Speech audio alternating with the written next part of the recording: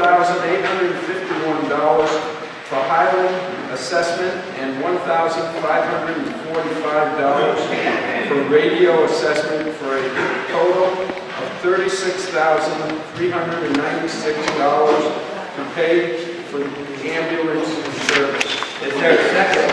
Second. Now, before we hear from the Finance Committee, is not there, or Mr. Mollison, somebody to speak to this article? There. Okay, the Highland assessment of $34,851, the only raise in the assessment while steady is $20,000 because you're not getting enough Hamilton volunteers to cover the 60 expenses, so they're now being paid. So that was an increase of $20,000. And the radio assessment is because it's something that the select board passed years ago to be contributed to the Franklin County Emergency Services. It's because their radio system is different than the different systems that are providing for that, like the fire department does now. Pretty standard stuff, I think. Good. Thank you. Is there a recommendation from the Finance Committee? Mr. Moderator, the Finance Committee unanimously approves this amendment. Martin. Thank you. Discussion. Questions, comments? Ready to roll? Okay.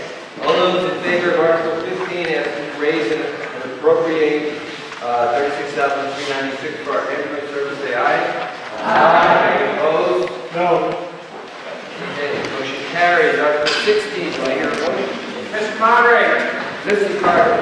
Mr. Moderator, I move the town transfer $3,000 from free cash to the reserve account. Is there a second? This is the dumbest question I'm going to ask today. Is there a recommendation from the Finance Committee? No, you're okay. Finance Committee unanimously recommends in favor of this motion. Could you explain briefly what the reserve account is for?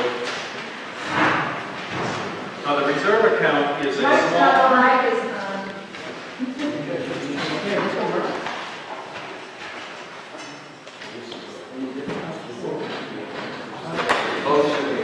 The reserve account is a small, typically $3,000 account that's set aside annually to allow the Finance Committee, at its discretion, without calling a special town meeting, allows the Finance Committee to take care of any slight variances in the budget that might risk going over the budgeted amount. In some cases, we're talking about dollar amounts that were $40 or $50 that couldn't be anticipated fully. We get a late bill or something like that. The Finance Committee has at its discretion is $3,000 to kind of take care of those small bookkeeping type transfers. So this is in some sense a kind of small clerical fee that we can work with to fix those problems. Thank you, Mr. Murray. Any discussion? Ready to vote?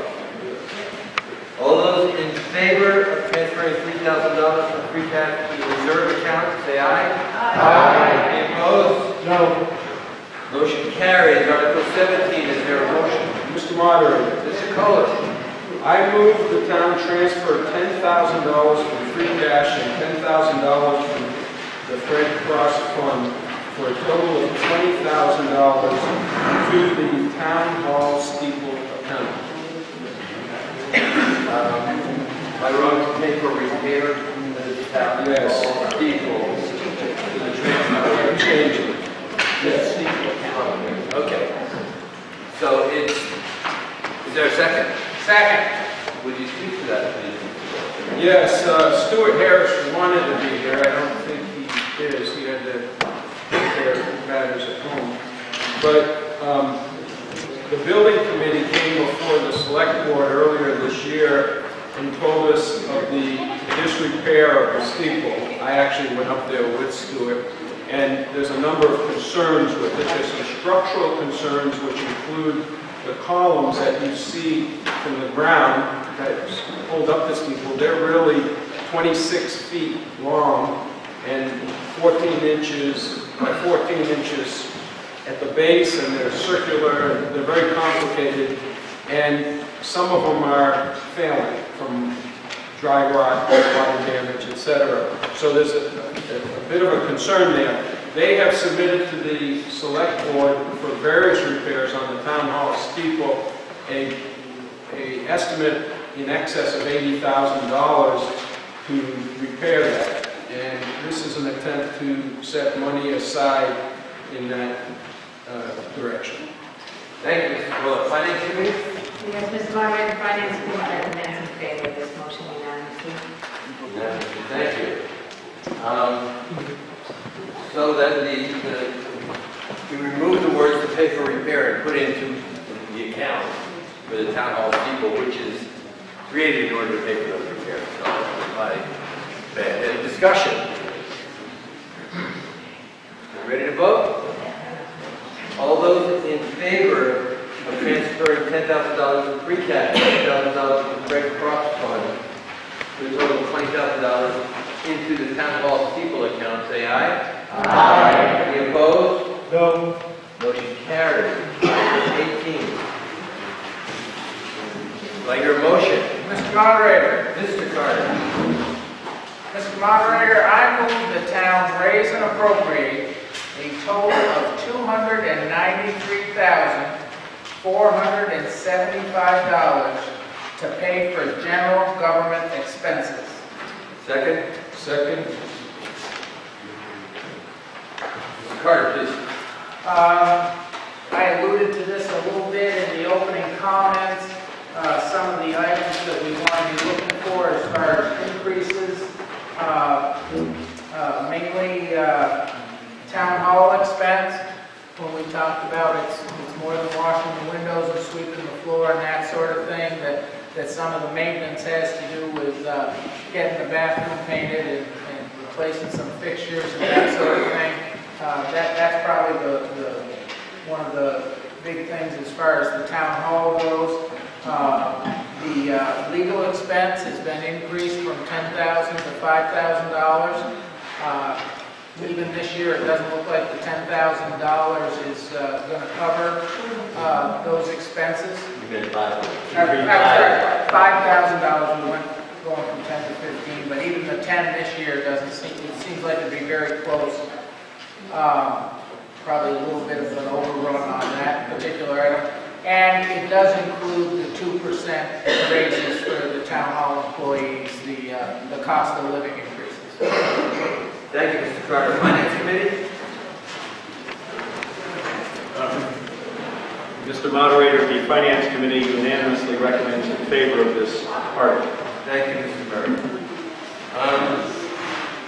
Discussion. Mr. Gahert.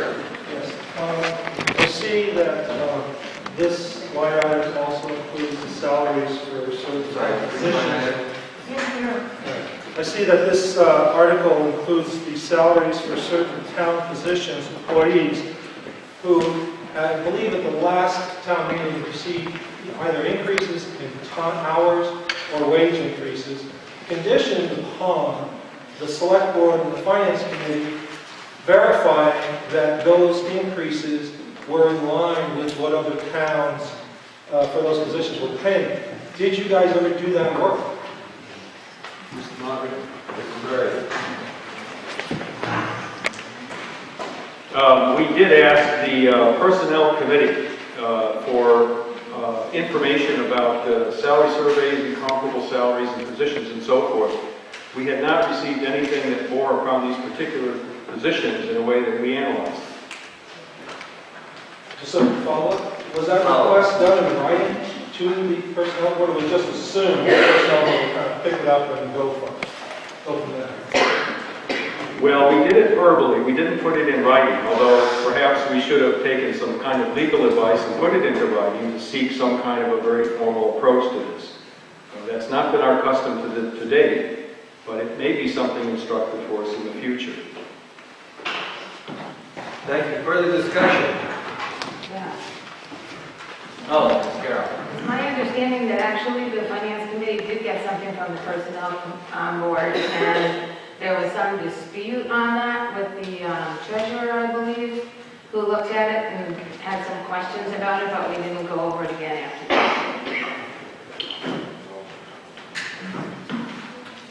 Other discussion? Ready to vote?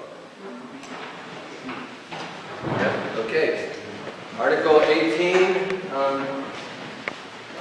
all those in favor of raising and appropriating a total of $293,475 to pay for general government expenses, say aye. Aye. Opposed? No. Motion carries. Article 19, Mr. Moderator, Mr. Cullen. I move the town raise and appropriate $3,061 for ambulance capital and $3,010 for ambulance building capital for a total of $6,071 to pay for capital expenditures. Is there a second? Second. Dan, would you like to speak to this as well? The reserve funding to build a new garage for the ambulances will be located up in Goshen. All right. I'm sorry, Pat. You're going to come up here.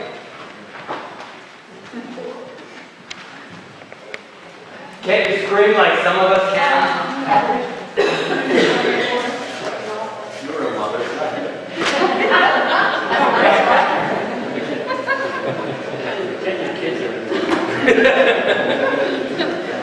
Okay, 10 years ago, we started Highland Ambulance as a regional ambulance service, and we were graciously hosted by the Goshen Fire Department to house our vehicles there. It was supposed to be a temporary arrangement. So 10 years later, we are on our feet as an ambulance company, and it's high time we built a facility for ourselves. So what we are going to build is a basic metal structure. It'll have 2 bays for ambulances. It'll have a meeting/training room, a couple of offices, a couple of bunk rooms for the staff to stay overnight, utility room, supply room kind of thing. The estimated cost was good to be about $500,000. Our plan is to raise $100,000 in donations. We've reached already about $77,000. So I think we're going to meet that goal, and for hopefully exceed it. So we'll be financing the other $400,000. Initially, it'll be an interest-only loan just for this year, because we don't have a final figure yet. What else? Does anybody have any questions? Well, hang on. First, let's find out what the finance committee thinks about this. The Finance Committee, Mr. Moderator, recommends the article and the vote is unanimous. Thank you, Mr. Newell. Is there any questions or comments? Discussion? You're off the hook. You can rest your voice. They were afraid I was going to yell. Okay, all those in favor then of raising and appropriating a total of $6,071 to pay for capital expenditures for the ambulance building capital, say aye. Aye. Those opposed? No. The motion carries. Article 20, is there a motion? Mr. Moderator. Yes, Mr. Carter.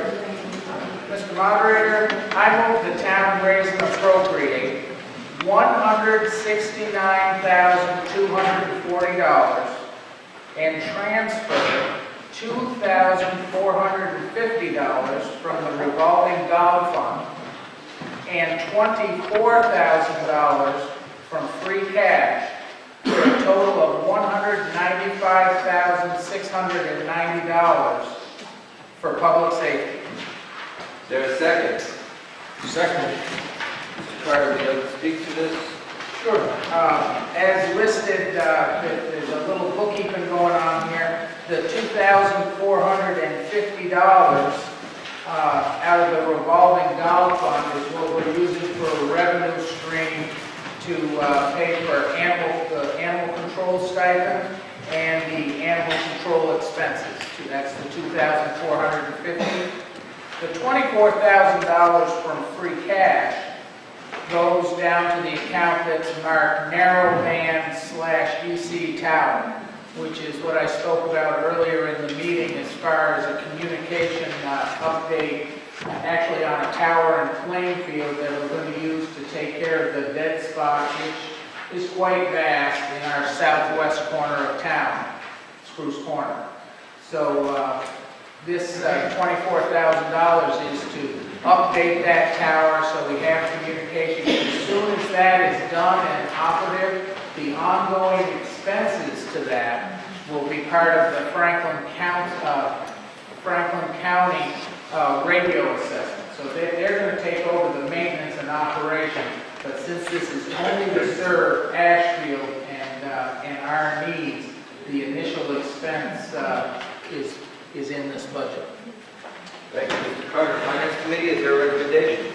Yes, Mr. Moderator, the Finance Committee unanimously recommends this article. Thank you very much. Discussion. Mr. DeHert.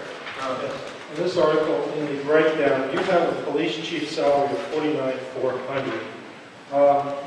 Is it my understanding that right now we have an interim police chief and not a full-time police chief any longer? Please, go ahead. You're absolutely right. Right now, what we have is an interim acting police chief since the resignation of our police chief in December. Diane Wilder, the current chief, former corporal, has been doing those duties and following through on those. This budget reflects having a chief, a police chief, less than full-time. It actually reflects 38 hours instead of 40 at a $25 rate. When you look at the budget in total, it's about $7,000 less than it was last year. It's about 10 hours less of man hours, people hours, person hours, as far as what is going to be paid. But due to changing administration and the way that things are budgeted out, what happens is there's 20 to 25 hours more of the police actually being out in the community on patrol. So a savings, a difference in administration, a difference on focus. I think these all sound like really good things. Although Chief Droney did some wonderful things for the town of Ashfield as far as getting our police department back on track and updating policies and procedures that are current, will now, if the select board, in the next 60 days, the select board is going to have to decide where we're going to go with the police chief. But at the current time, our police chief, instead of being, when off duty, instead of being 80 miles away, is now 8 miles away. So I think between a cut in cost, different administration, police out in the community more than in the office, and just having a way more local background, I think these are all good things as far as the police department and where we're going. I can follow up my question. And we asked a Follow-up question. The question was whether we had that. Well, the salary said it was $49,400. And you said it was less than what we were paying Chief Droney because he was full-time. My question is the present individual who is assuming the chief position, is she employed by anyone else besides the town in any other capacity? And is she a graduate of full-time police academy?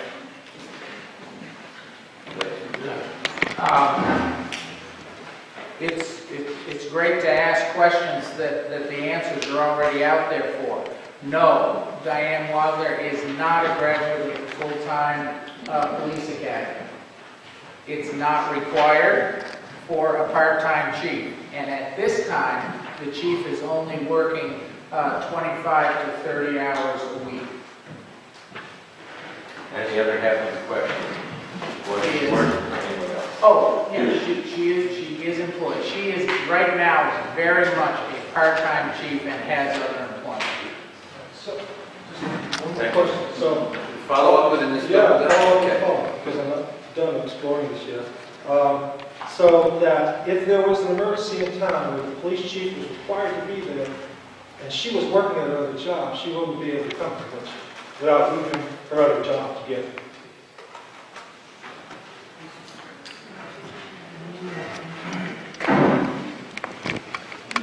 certainly, there are other obligations everyone has. The police chief that we had prior, Chief Droning, certainly had other obligations at the time that he was not here in Ashfield. Would he be available? No. He'd be 80 miles away. You know, if something came up where you really needed the chief, it would have to be somebody else. We all, I hope we all understand that we rely, being a rural community, on state police to a certain aspect. I do not believe, especially after last year's police budget, okay, we flash back a little bit, where the police budget actually got cut at town meeting, where the town meeting decided they did not need as much police coverage, all right, that we're all aware that we are not going to have police coverage and people available 24/7 funded by the town of Ashfield. Thank you, Mr. Carter. Mr. Porcello. Tom Boyson, this the late care maintenance at $1,000 in my copy, and that's going to be $2,000. So I don't know. It's probably something we can address later. Was it not for maintenance, for inspection? We put $2,000 away in there last year, and we're going to put $2,000 in there this year. And I just noticed it's at $1,000. Okay, I'm looking, maybe I should let somebody else answer it. I see lake dam inspection under Article 20. But then over in another article, highways and roads, I see lake dam maintenance for $62,000. I think you just said maintenance, doesn't it fit for $2,000? I'm talking about inspection. Maybe I said maintenance. I'm Okay. sorry. Can somebody answer why it's just $1,000 rather than $2,000? There's money currently in that account, so we need $1,000 more to cover what we anticipate to be what the inspection cost would be, and I believe it's this year is the inspection. It is this year. So we should end up with at least an adequate amount of money in that account. There's an amount carried forward. We're trying to put some money in every year. Right, we did. I'm sorry, Mr. Porcello, please. Well, maybe we have different numbers. I don't know. Maybe, I'm sure we can work this out in the future anyway. I just wanted to point out that we put $2,000 in last year, we're going to put $2,000 in this year. For inspection, Yeah. for the dam inspection. For inspection. Inspection. All right. So did I just hear you guys say you think there's 1,000 for inspection? And we need 1,000 more and we're asking the town meeting for it? Do you think that number's wrong? But I think it's something we can address down the road. I don't know what we need to talk about that. Just Mr. want to- Burr? Oh, Mr. Kohler, I'm sorry, Mr. Kohler. Yeah, we're just looking for some data here, so if you give us a second. Okay, I think Mr. Murray had his hand up. Do you have an answer to this? Going back to the notes of our budget meeting where I see that it was stated that last year there was $2,000 set aside, so an additional $2,000 will be needed. And for reasons I can't tell you in detail, that was struck out in my notes and it was changed to $1,000, so that it said that there was $3,000 now available, as if to suggest only another $1,000 would be needed. And that may be because we have in hand in that fund sufficient money so that we only needed an extra $1,000 this coming year. Also, Well, Mr. Kohler. I'd like to speak to that. Tom is very active in the inspection process, so is it your recollection, Tom, that it's a $4,000 bill every other year? yes. So then, if we're not getting the monies from anywhere else, we'll be short of that money if we don't. You think there's money in the account? Enough to get to the $4,000. I believe there's money. We're looking into it. I thought there was Okay. I thought there was 1,000 left. There's $1,000 left. So And then the 2,000 and then another 1,000 this year. So we have adequate money in the account to meet the every other year inspection. Okay. So the highway super's memory was accurate, but we do have enough money, so we don't have to ask the town meeting for more than the posted limit because the moderator happy is, we need this? Yes. Okay. I have in front of me the updated budget versus actual report from our town accountants that was published just this past Friday. And I show that in the Lake Dam inspection line, there stands $3,000 so far unexpended. So another $1,000 for fiscal year 2015 will bring us to a total of $4,000, which will adequately fund the Lake Dam inspection. Thank you. Okay, anything else about Article 20? Ready to vote? All those in favor of raising and appropriating a total of $195,690 for public safety expenses, say aye. Aye. Anybody opposed? No. Motion carries. Article 21, is there a motion? Mr. Moderator, Mr. Cullen. I move the town raise and appropriate a total of $55,987 to pay for cultural recreational expenses. Second. Made and seconded. Anything you'd like to describe? Not in particular, we approved the budgets of the folks that came before us, and there's nothing that really stands out here. We do have people who can speak to the issue if there are questions. Thank you, Mr. Cullen. Finance Committee. Yes, Mr. Moderator, the Finance Committee unanimously recommended it, sorry. Discussion. Ready to vote?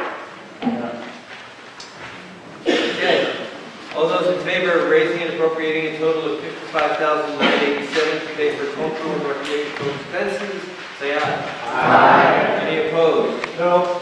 Motion carries. Thank you, Article 22. Mr. Moderator, Yes, Mr. Carter. I move the town raise and appropriate a total of $87,829 for sanitation services. For a second. Second. Anything you'd like to add here? It's pretty straightforward. Our continued membership in Hilltown Resource Management, which helps us with our recycling activities. Actually, they're going to, our contact there, Eric Weiss, works with Tom Toysont, since Tom does oversee also the transfer station on issues. One issue that we do have coming up, and we don't know how big an issue it is that DEP may require some work down there to update the facility to a certain extent. The actual operation, dumping fees and so forth, really are very stable and have been stable for a long time. And, there's an electric bill there, of course, and for whatever reason, inspector of animals, it has to go somewhere, so it's stuck into this line item also. But I do want to just mention, while I have the floor, not to stretch it out, is that I think that we all deserve to give each other a round of applause as far as transfer station expenses being so stable and, in my estimation, very low, just from the effort that's put in all the time for recycling. I think this saves the town thousands and thousands of dollars. I'm always amazed at how full all those recycling containers are, and so quickly. So I think that.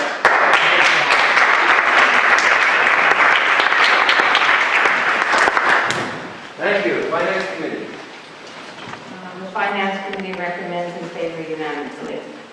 Unanimously. Thank you. Discussion. Okay, hearing none. All those in favor of raising and appropriating a total of $87,829 to pay for sanitation services, please say aye. Aye. Anyone opposed? No. That motion carries. Thank you. Article 23, is there a motion? Mr. Moderator, Yes, Mr. Cullen. I move the town raise and appropriate a total of $11,150 to pay for health services. Is there a second? Second. Anything you want to point out, Mr. Cole? It's level funded, so, I mean, it's the same as previous year. Finance Committee, do you have a recommendation? Mr. Moderator, the Finance Committee unanimously supports this article. Thank you. Discussion.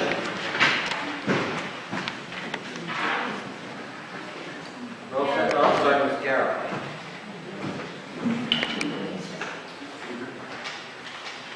Mr. Moderator, Ricky Carroll, Main Street, Ashfield, and I have to, in lieu of what I witnessed here today, rescind my vote in favor of this and say that because of what happened with the Board of Health, that I have to vote against this on the Finance Committee.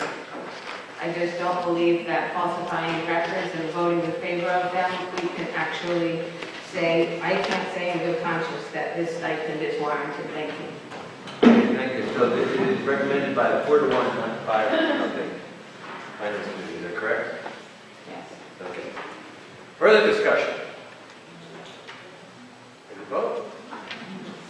All those in favor of raising and appropriating a total of $11,150 to pay for health services, please say aye. Aye. Any opposed? No. That motion carries. Article 24, is there a motion?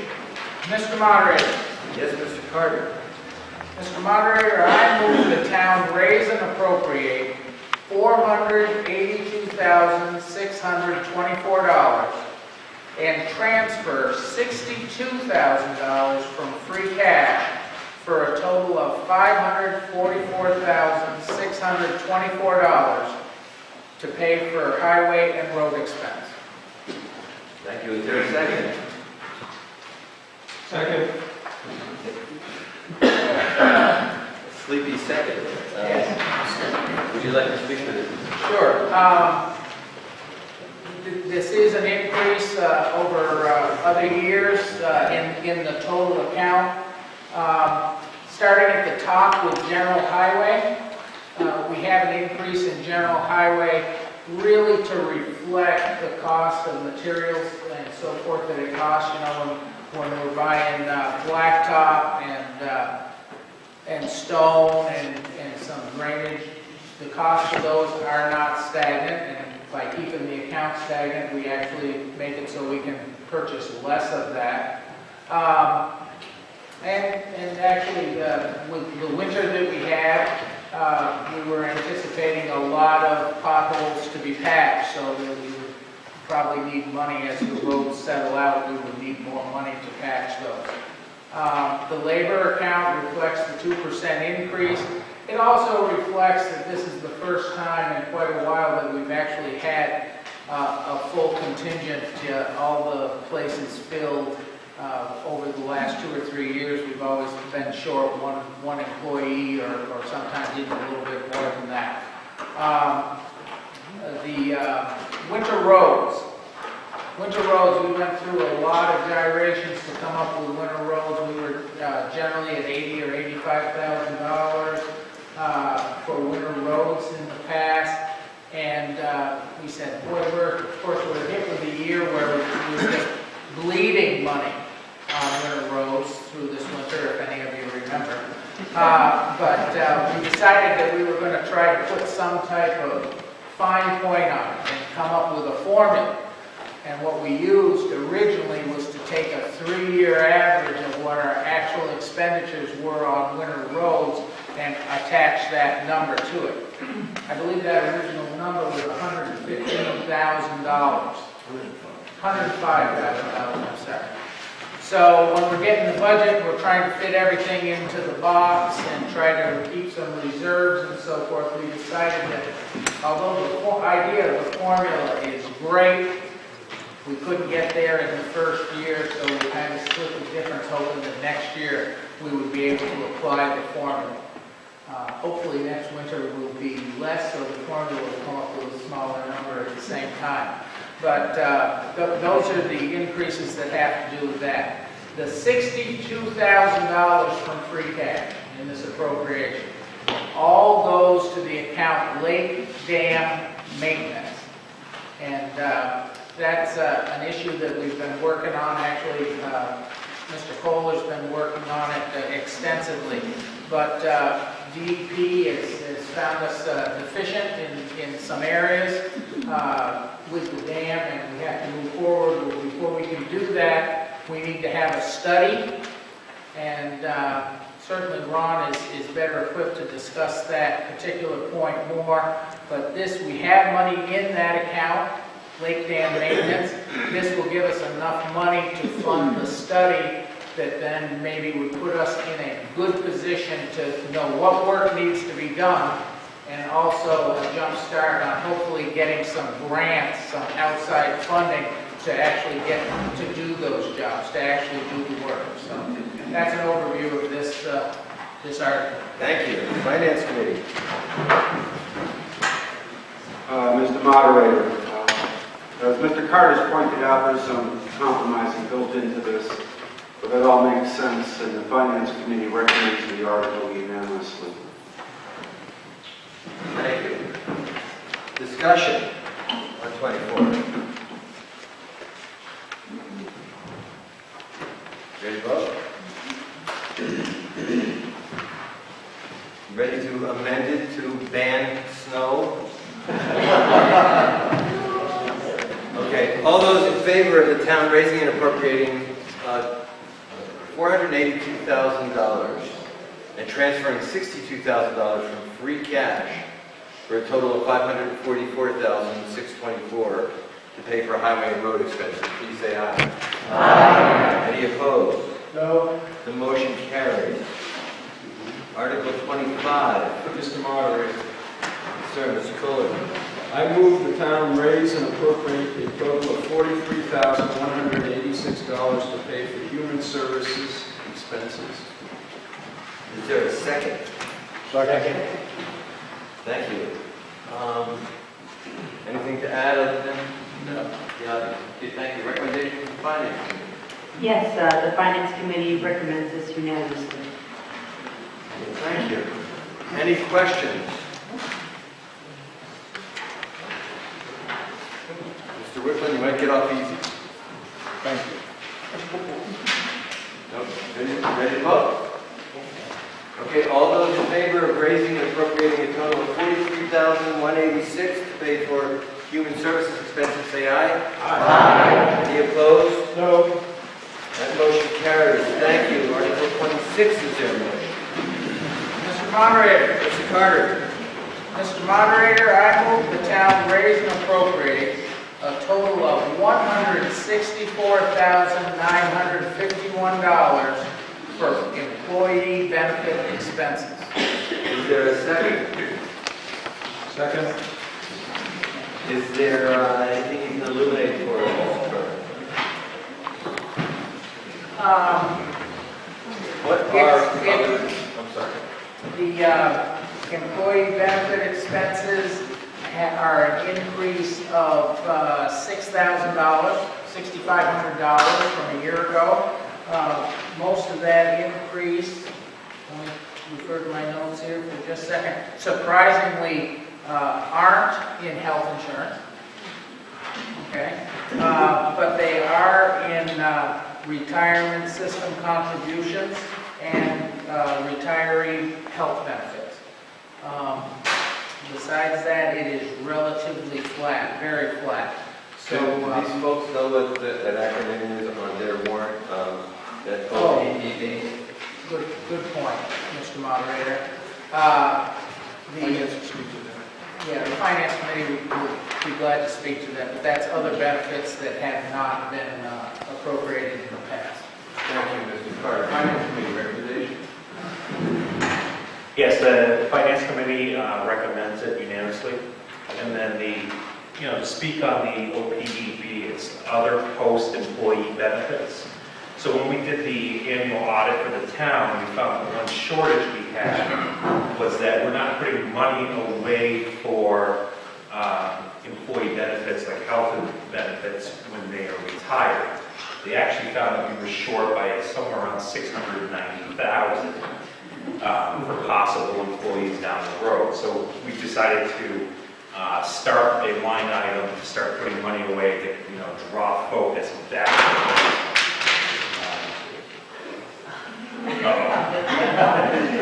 And that was it. Thank you. Thank you, Mr. Miller. Discussion? No? You ready to vote? Okay, all those in favor of raising and appropriating a total of $164,951 to pay for employee benefit expenses, say aye. Aye. Opposed, please say no. No. That motion carries. Thank you. Article 27. Mr. Moderator, Mr. Kohler.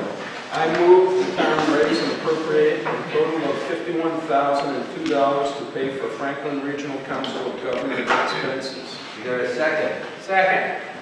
Okay, would you like to speak to this at all? This is basically just our assessment for services, and I'm sorry, I have to speak up, Mr. Kohler. this is an assessment for services for Thank you. Finance Committee? Mr. Moderator, the Finance Committee recommends in favor of this unanimously. Unanimous recommendation from Finance Committee. Discussion.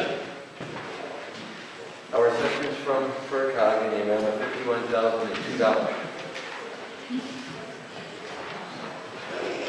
Customarily, somebody would ask about the $2. We're all set, we're ready to vote? Okay, all those in favor of raising and appropriating a total of $51,002 to pay for FERCog expenses, say aye, please. Aye. Nays, please, say no. No. That motion carries. Article 28, is there a motion? Mr. Moderator, Yes, sir.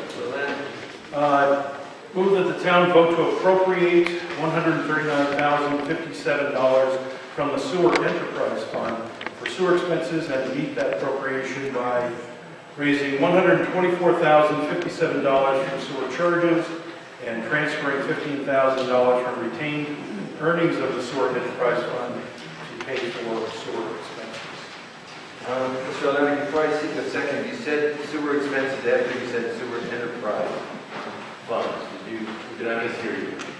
Did you add an extra? At the end of the... No, right after the word fund in the first line. I heard it. Anybody else hear that? Are you delusional? Yes. Okay. Shall I reread it? I'm good. Okay. It's just I'm the only one.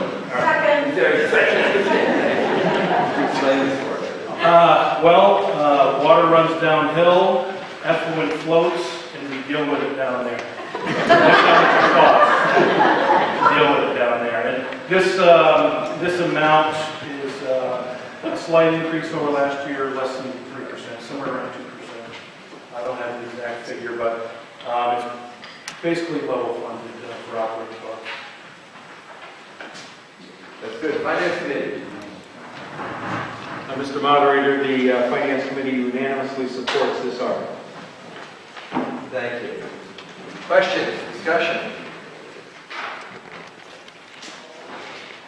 Ready to vote? Okay.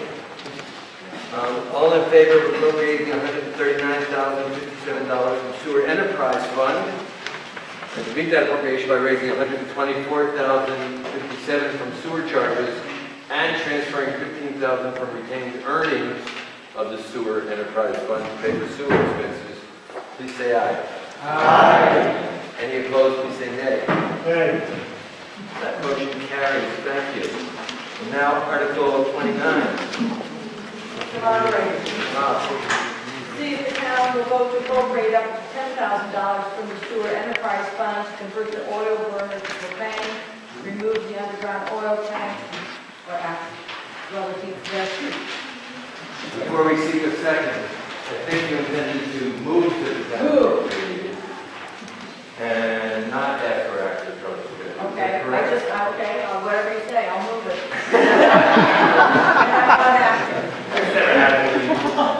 Okay, so the motion is that the town appropriate up to $10,000 from the Sewer Enterprise Fund to convert the oil burner, boiler to propane, and remove the underground oil tank.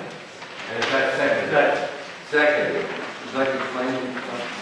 Most of our operation is currently under propane. We have more than one system. We have a system that heats the greenhouses and a system that heats just the operating plant. The greenhouses were converted a few years ago. We'd like to convert the boiler that heats the plant and office and maintenance area.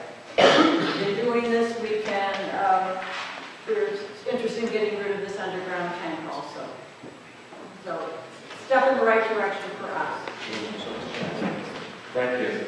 Did I see the recommendation over here? Mr. Newell. Mr. Moderator, in the spirit of keeping everything flowing downhill, if that's going to help. We're behind it, and we support this article 5-0. Thank you. Any discussion? Anybody want to flow uphill? No, ready to vote? Okay, all those in favor of appropriating up to $10,000 for enterprise fund to convert the oil boiler to propane and remove the underground tank, say aye. Aye. Any opposed? No. That motion carries. Thank you. Article 30 is your motion. Mr. Moderator, Yes, Mr. Fuller. I move the town raise and appropriate a total of $223,647 to pay for debt expenses. Is there a second? Second. Okay. Explain. Yeah, just a few noteworthy items here. As far as the highway grader principal, this is the last and only payment that we'll be making in this coming year, and the last payment for the fire truck debt. Thank you. Recommendation from the Finance Committee. Mr. Moderator, we recommend this unanimously. Thank you, Ms. Rogers. Discussion. Yes, Mr. Martin. And Marcus Bellis Road. May I suggest how we reconcile this sheet that says 300,000, 822 like this? This is number 223, there must just be In another. here, I'm asking to reconcile this sheet we were given before to this sheet that we're given. Okay, this sheet is what? So we all know. Mr. This is the one that's called long-term financial plan? Yes, sir. It says debt obligations, 300,000, 822. Okay, and you're trying to reconcile with which document? Some of the numbers are identical. I bet you can answer that well. Mr. Murray can answer right away. Yes, thank you for that question, and I think it's an important question. What you're looking at here in this particular article is really a subset of the numbers that I showed you on that big spreadsheet before, and that's why they're identical. For example, you're shown here on the article the highway grader principal and then the highway grader interest. And on my schedule that I showed you before, we have the highway grader principal plus interest that I've summed up there for simplification. And likewise, fire debt truck shows up on that bigger spreadsheet, where that'll be the last payment this year. So what you're looking at there does not include the school debt expense. That was on the spreadsheet before. So you're looking at simply the subset of figures for which we're currently going to have to be paying debt service during fiscal year 15. Mr. Martin, that answer? I'm fine. Thank you. So as I read this, the grader is a one-time payment, you make the pay 8,000, we're done with that? Same as the fire as well? Along with the discussion that we had earlier about buying a new highway truck, I think this schedule shows you how responsible the town is being as far as using debt as a lever to keep up with our capital, but being very responsible in paying it off as quickly as we can. Last year on the grader, what we were able to purchase the grader for is roughly $55,000 less than what we budgeted last year. So we're only going to have to borrow $88,206 that we can do next year. So at low interest rates, it's not costing us much, but it does. Using this debt, especially now when interest rates are low, it is able to stabilize our tax rate instead of when we hit some big capital expenditures, have our tax rate do this, trying to shoulder it off. It does level that out considerably. So the fire truck is actually being paid over 2 years, 3 years, 2. I mean, this will be the last of those payments. I believe that's the last of 2 payments. And then the grader we're going to take care of, so then if we move forward with this truck, that would be a new one next year. So I think we're shuffling it very effectively, that's my opinion, especially when interest rates are as low as they are now. If interest rates were 14%, I would certainly be casting a different light. Thank you, Mr. Carter. Mr. Murray? I'd like to make one addendum to my earlier comments and note that there is in this article an item that did not appear in the spreadsheet earlier.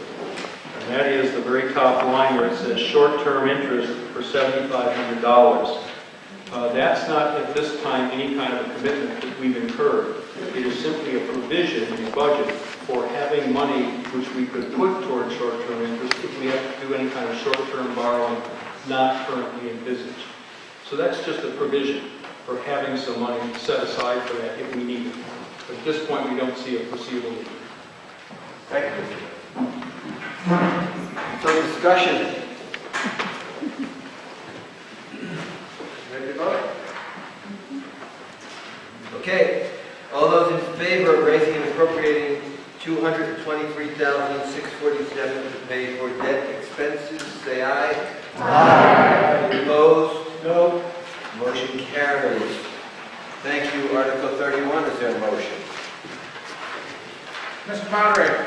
Mr. Carter. Mr. Moderator, I move the town authorize the following revolving fund accounts pursuant to Chapter 44, Section 53E and 1/2. Dog license and control, $2,500. Dog license and control, $2,500. Park, $1,500, and library, $2,800 to account for the fiscal year beginning July 1st, 2014. Is there a second? Second. Thank you. Is there anything you'd like to say other than you don't like the E in 1/2? Well, it just seems foolish. But with all the numbers and letters they're already used, we really have to go to a half. But this is just an annual exercise to set up these accounts where money's coming in and going out to set up so the park commissioners and the town clerk and the board of library trustees have extra money that they can draw on from time to time to pay for expenses. Finance Committee. Mr. Moderator, the Finance Committee recommends unanimously. Thank you, Mr. Schreiber. Discussion of the revolving funds. Ready to act on them? Okay, all those in favor of authorizing the town, start again. All those in favor of authorizing the following revolving fund accounts pursuant to relevant law in the amounts of $2,500 for dog license and control, park for $1,500, library for $2,800, to account for the fiscal year beginning July 1st, 2014. Say aye. Aye. Any opposed? No. Motion carries. Article 32, is there a motion? Yeah. Mr. Moderator. Mr. Carter. Mr. Moderator, I move the town authorize the select board to accept any monies from the Commonwealth of Massachusetts Department of Transportation, Chapter 90 money for highway construction or maintenance work. Is there a second? Second. Please. We so look forward to accepting money. And we're expecting, when the bond issues are complete, the state budget that will be in good shape. The highway superintendent certainly can give you a better overview of what this Chapter 90 money is used for, but we really need it to make improvements to the highways and the roads, and we're very fortunate that it comes our way. Anybody like to hear from Mr. Poisson, our super? Yes, Mr. LeGoy. Mr. LaGoy wants to suffer you, Mr. myself. So you can address this. What are we going to do with this money if we get it? The majority of it usually goes for resurfacing, paving, chip sealing, possibly overlaying some ground roads, drainage improvements, that type of thing. The vast majority goes for resurfacing. What roads are on the docket this year? Mr. Those LaGoy? haven't been compiled yet. That's why you asked what? What roads are on the docket for this money? What roads are on the docket? Haven't really completed that list yet. Every road except Mr. LaGoy's? Is that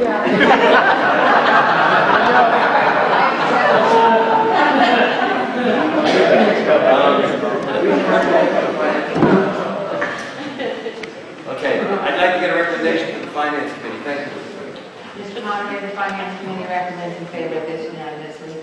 Thank you very much. Mr. Elwell? Yeah, welcome back to Point Road. I'm just wondering if this article has not been in effect before, why do we have to vote on it now? Yeah, I believe it always has been on the warrant to accept these monies. I think every year... Last year, I'm sorry, last year it was. It's a change in the state law that makes us do that. Chapter 90 money, I mean, to get into a little bit more detail, not that a lot is needed. Chapter 90 money is, they set it aside for the town of Ashfield and every community, and we have to expend the money. First, Tom has to go over the project with the state and make sure it's approved, and then when the project's complete, you send in the paperwork and we get reimbursed. Depending on how things are going in the state, sometimes the money may come back in 3 weeks. That doesn't happen very often, but hopefully I think the average is 6 or 8 weeks, isn't it, Tom? Pretty close, that we get reimbursed for that. There is an occasion once in a while where it screws up our bookkeeping with the Finance Committee if it happens to lapse over a fiscal year, but we work through that without much problem. So that might be a little more of an explanation on it. I think so, but I think I'd like, actually the question is a good question. Conceptually, I think it goes like this. Every fiscal year is a new board, is a new meeting. So you'll see from this article and the next article every year, the meeting authorizes the select board to accept grants and gifts and Chapter 90 money, just like the meeting authorizes them to spend money and to raise taxes. So I think it's an excellent question. I think that's really the answer. Yes, sir, Mr. White. I just, the article is written here as accept grants and or gifts. Is a Chapter 90 a grant or a gift? I'm sorry, you just skipped it. I'm ready for the next article. You're on the one before. He's on 32. Sorry about that. That's okay. I probably let you down that fast. Any further discussion? Ready to vote? All those in favor of authorizing the select board to accept any monies from the Commonwealth under Chapter 90 for highway construction or maintenance work, say aye. Aye. Any opposed? No. Motion carries. Article 33, is there a motion? Mr. Moderator, Mr. Cullen. I move the town authorize the select board to accept and expend any grants and/or gifts that may become available. Is there a second? Second. Now, I'm going to go right to the Finance Committee because we just heard about this. Is there a recommendation from the Finance Committee? The Finance Committee recommends unanimously in favor of this article. Discussion. Accepting grant. Mr. Kippen, were you waving or you got your hand up? We're just waving them. All right. So we're ready to vote on Article 33? All those in favor of authorizing the select board to accept and expend any grants and or gifts that may become available, say aye. Aye. Any opposed? No. That motion carries. Article 34. Mr. Moderator, Yes, sir, Mr. Cullen. I move the town authorize the select board to dispose of any unused town-owned equipment and/or property. Is there a second? Second. Again, I think this comes up every meeting for the reasons we talked about. Is there a recommendation? Mr. Moderator, No. we gave some thought to shifting this around a little bit, wondering whether the town would rather authorize the unused equipment to dispose of the select board. But we didn't accept that idea, so we're going to recommend it the way it's written. It was unanimous about it.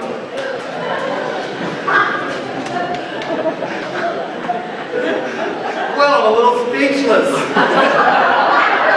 That doesn't happen. Further discussion. I know a dump truck they could go hang out in. Other discussion. Anybody else we want to dispose of? Yes, Mr. Kerr. Jeremy, it's State Road. I just wondered, do we have a listing and is there anything pending to be let go of property or land? Well, if we do buy a new truck, we'll want to dispose of the old one. Last year we spoke. Look, I said that if we do end up buying a new dump truck, we'll want to dispose of the old one.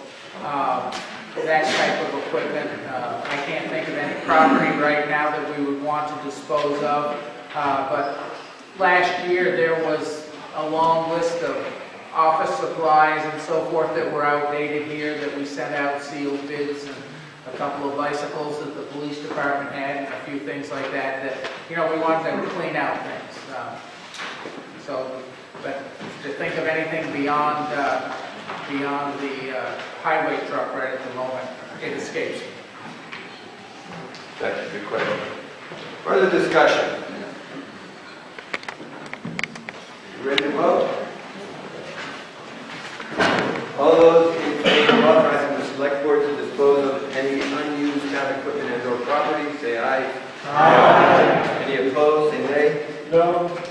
That motion carries. Article 35. Mr. Moderator, Yes, Ms. Holland. you will note that my wording might be slightly different than what you have in front of you. I move that the town direct the select board to establish a maintenance policy for our village sidewalk, including winter snow removal, and to transfer $5,000 from grant program income into an account for this purpose. Is there a second? A second. And this is hereby a citizen's petition. Citizen petition. Okay. Let me just, will there be a recommendation from the finance committee? Yes. We'll get that written down. Would you like a copy? Yes, they have it typed already. Thank you. Yeah. Okay, would you like to speak to this? Yeah. Sidewalks now have a history in town. Once upon a time, we didn't have them. I actually wasn't real wild about the idea before they were poured, thinking some people lost half their front yards. But now I see the sidewalks as a huge asset to this town. They have provided literally some of the connectivity to help us be a village. You can get from Elmer's to Town Hall, to a post office, to a store, to get pizza, to go to church, go to the library, and you can do that right here on foot. Winter presents a problem. I had forgotten that we, years ago, voted in seasonal sidewalks. And I do recall at that time there was a bit of humor in the concept of a seasonal sidewalk. But I understand that was done because since there was some resistance to having sidewalks by the Main Street folks, by having a seasonal sidewalk, then no one was being forced to maintain them. Most communities where there are many, many sidewalks, if you have a sidewalk, you're in front of your house, you're responsible for it. Ashfield's a little different yet again because there are only sidewalks in Main Street, so the burden just comes to the residents of Main Street. Many of us do it, many of us don't. I would like to see a contiguous way of getting from one end of Main Street to the other. I leave it to the select board to make the official policy and come to the decision. My vision is that those of us that do it will probably keep doing it, but there are gaps. We could, as a town, make a vote to force those people to do it, but that is not the spirit of the community. So I would like the town and the town coffers to cough up $5,000. This may not be enough. Some people are hedging on this concept because they see wild horses and snow blowers and snowmobiles just going up and down the road, and it's going to cost us thousands upon thousands of dollars. Because I really know nothing about it, but I do know numbers, I came up with maybe 10 serious storms a year, $500 a pass,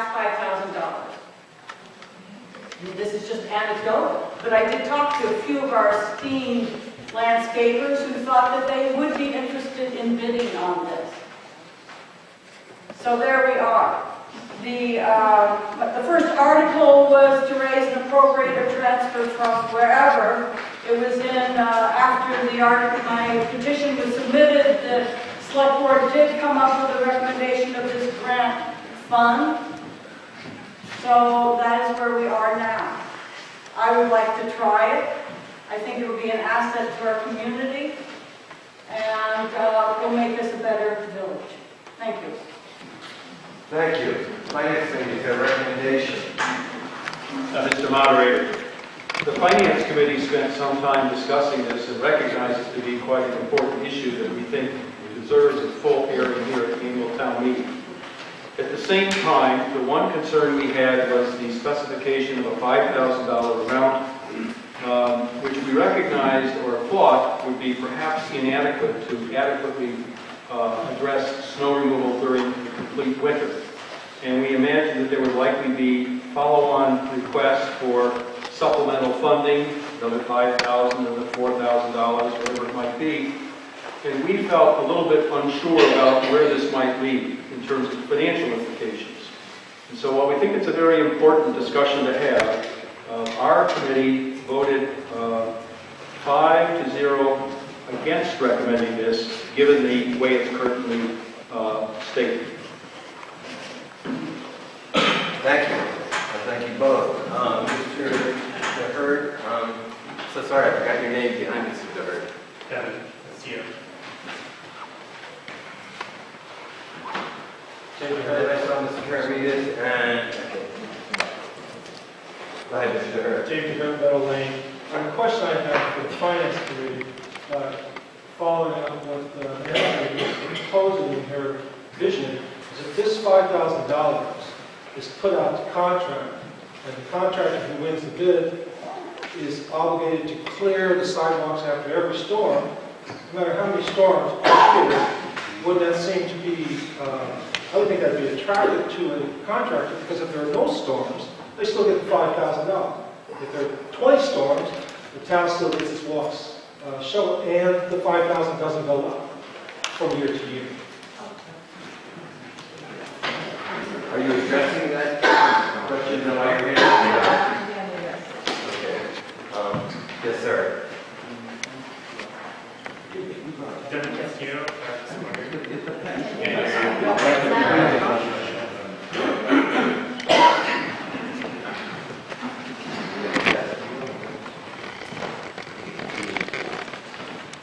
Devin Castillo, Baptist Corner Road.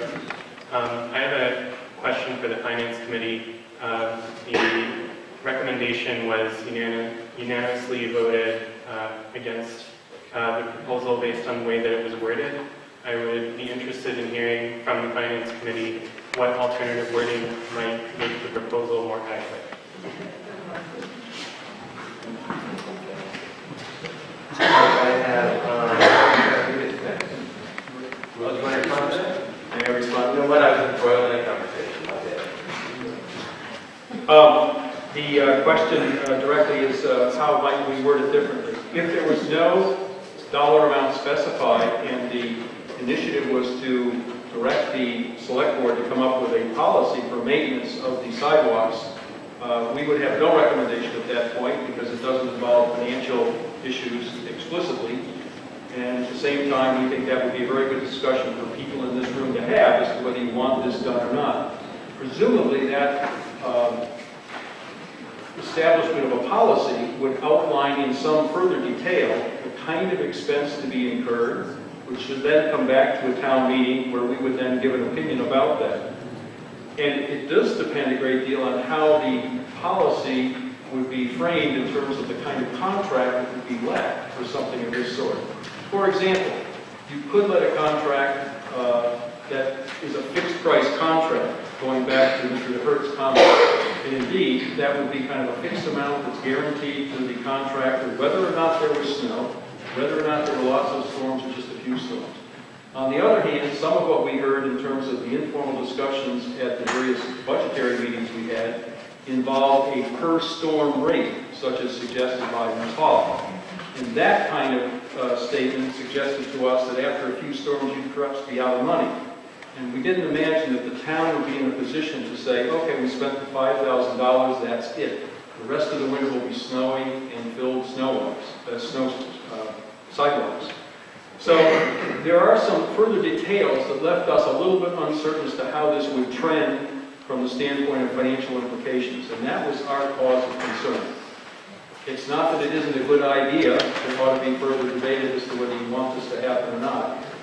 Once that's decided, I think the Finance Committee would work with the Select Board to figure out a way to make it happen in the best terms for the town. Because it may not be just an independent contractor who do it, perhaps it's something that should be brought to the Highway Department for their consideration and bidding and so forth. So that's unclear to us, kind of how you want to structure this. And we think the Select Board could do further research and analysis here to kind of give us a proposal that's got real clear financial outlines that we can react to with more precision.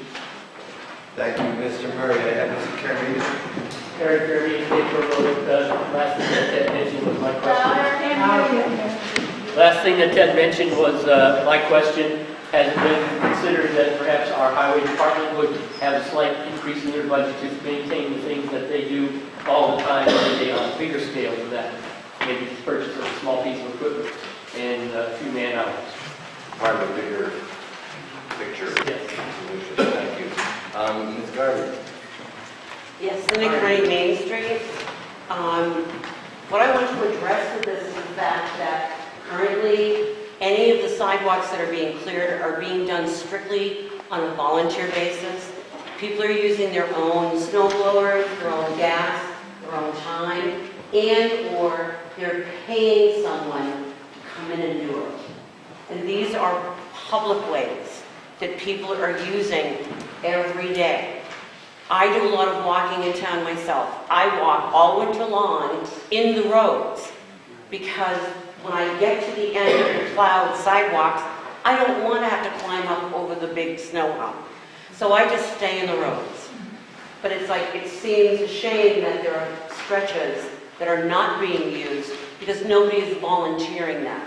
It seems like we've come to a point in time when the town needs to take this over. Thank you, Carmen. Ricky Carroll, individual capacity. Ricky Carroll, Main Street. I've lived on Main Street for 39 years, and most of the time in the winter, I walk in the street to go anywhere in town. And I think that we have to realize that there's a lot more than just saying someone can plow one storm on the sidewalks. Because some of the things that actually happen are some storms are too big to just plow once. As soon as the weather warms up, even if it's for a day, and you have snow piled on both sides of the sidewalk, the snow melts and the runoff comes on the sidewalk. I remember a year not too long ago, might have been last year or the year before, where the walk from my house to the store was a total sheet of ice. And it's something, I would love for the sidewalks to be cleared, but we're not talking about an easy problem. I think that we're talking about something that has to be done and redone and redone, and sometimes plowing it can actually cause more problem with the ice and people walking on it than we know. This winter, there was a lot of ice, and it was under just a very little bit of snow. So you can walk on the sidewalk and think you're walking on snow, you're actually walking on ice underneath. And I'm not against this per se, but I think that it's a bigger problem than just saying, okay, well, have somebody come and plow for one storm. I think there's also issues that I noticed this year that when I pay somebody to plow my sidewalk area and sometimes further down. But when it's done, if that's plowed towards the property and not against it, then what's plowed from the road comes onto the sidewalk, what's plowed from the sidewalk goes onto the lawn, and my entire lawn, practically back up to the house, is filled with macadam from the street that's broken up in the wintertime. I also don't want to see any kind of substance that's going to go into the gardens that's going to kill the plants that I'm planting out there because it looks nice. And, you know, there's other people that do the same thing. So I just think that all of this has to be considered when the town is looking at this, and I don't think it's something that we can just decide on unless we want to talk about it for another hour on all issues that involves, because it's way more than just having someone go down with the plow one time on the sidewalk. Thank you, Mr. Kohler.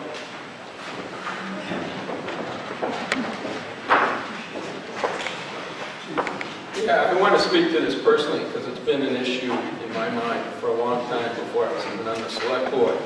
And I think one of the things I really like about Ashfield is the village of Ashfield. We have a couple churches, a lot of businesses, and it seems to me that if you value your village and the life that goes on in your village, you should support this article. I know $5,000 isn't a lot of money to support this article. It's probably 2 or 3 times that in my mind. I have no other knowledge of that, but I'm guessing it's too low. I do know that Mike Skalski and Rob from Elmers have been volunteering their time and effort to clear these sidewalks as well as a number of other owners. And I think it's time we step up to the plate.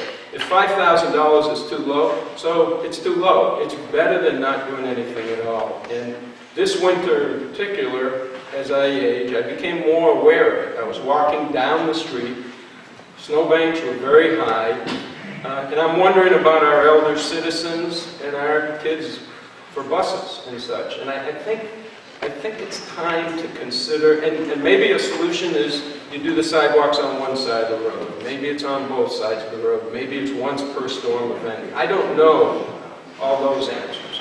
But I do support the notion that it's the town's responsibility to keep our village alive. Thank you. I think Mr. Perlman, then Mr. Ruth, then I had a hand over here. Mr. Perlman. Bill Perlman, Suburban Drive. Did a meeting recently of the Transportation Planning Organization, which includes representatives of the State Highway Department. The sidewalks in Ashfield are on a state highway and within their right-of-way. The state, by policy, does not maintain any of their sidewalks in the winter. They refer to a lot of the problems that Ricky Carroll pointed out, and as per policy, they do not maintain sidewalks in the winter. Thank you. Mr. Ruth, is that everything right? Yes, River, I live on Main Street. I'm across the street from Elmers. I plow my sidewalk that runs in front of our house, and I do Omar's old place as well. Just because when Omar was there, I couldn't do it. And that joined up with the Ashfield house and what Nancy was doing as well. Ours was we were able to clear a pretty good swath going forward. One of the things that I've seen looking at my windows on Sunday mornings especially is churchgoers falling in the street, feeling like cars because the streets get very narrow with the snowbanks going through. It just seems really scary and unsafe for some of these, especially elder people having trouble just trying to walk to church on Sunday. I think the sidewalks they're such an essential part. We used to live in Huntington, there are no sidewalks. Well, I guess now, Ashfield's got a unique kind of action and activity that's happening on the street that is so essential and so unique to this area. So much money and so much fight was put into the establishment of these sidewalks. And it's icy here 6 out of 10 days a year. I mean, it's a lot of snow and ice and it's most of the year. And I think that it seems like a kind of a waste of the time and the money that we put into creating these sidewalks to basically shut them off or allow them to shut off through neglect through wintertime. I think it does create ice sometimes when you plow it, but I think walking in the street when we also ice is worse. I think we're not also talking about the entire street so much as we're talking about the areas where it's not being addressed. Whether it's down towards Buckland Road, whether it's the house next to me where it's not, during the winter. I don't know that it's that much more to keep on top of that stuff. I'm perfectly happy, and I know that Rob and Nancy and the Ashfield House are perfectly happy as well to continue doing what we do in the winter, which is keep the sidewalks clear of snow and throw ash and salt down when we can when it gets icy. So I don't think we necessarily have to be talking about the entire length of all the sidewalks in town, as much as just fixing those gaps that restrict people from being able to get all the way to where they're going. That's what I was. Thank you, Mr. Rudy. All right, let me just update my list. I have Jane Shaney, Ms. Abatello, I have Mr. Whitman, I see Mr. Precourt. Okay, Ms. Shaney. This is making me think about liability, and Bill sort of addressed me, talking about how this is apparently the highway's responsibility, but they don't take responsibility. Who is liable? The homeowner, town, highway? If somebody gets hurt, it is incredibly dangerous. So it's really distressing to come down that road in winter and people walking in the middle of the street because they can't get on the sidewalks. The sidewalks are all icy. So I think this is a pretty serious issue. And I'm wondering Mary?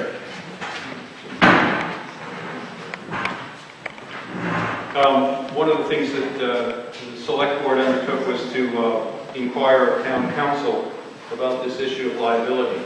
And our understanding is that the sidewalk liability almost always falls on the municipality regardless of whether or not others share the responsibility. So it seems to me that we, as a town, probably do have liability for the sidewalks.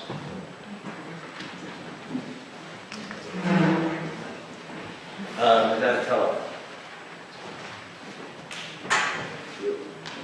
Mary Ellen Abatello, Boston Street Corner Road. I'm just curious what other towns do, such as, I'm thinking Shelburne Falls, just because they're closest to us and I know they have sidewalks. Do we know that? Yeah, they have them plowed. I'm sorry, Ms. Carroll, would you like to respond to that? They have them plowed, actually, Carl Brockman plows in Buckland and the Shelburne area. But he said to me that sometimes he gets, he doesn't go out the first thing in the morning in the storm. He gets there when he gets there. And he has to go out multiple times for the same storm. So I don't know what the cost is, though. I didn't Do we know who pays for it? The town. All right, so let me just get this straight. I have some hands that I've already had up and acknowledged. Are the frenetic waves right now in response to it? This is, okay, Mr. Pleasant, respond.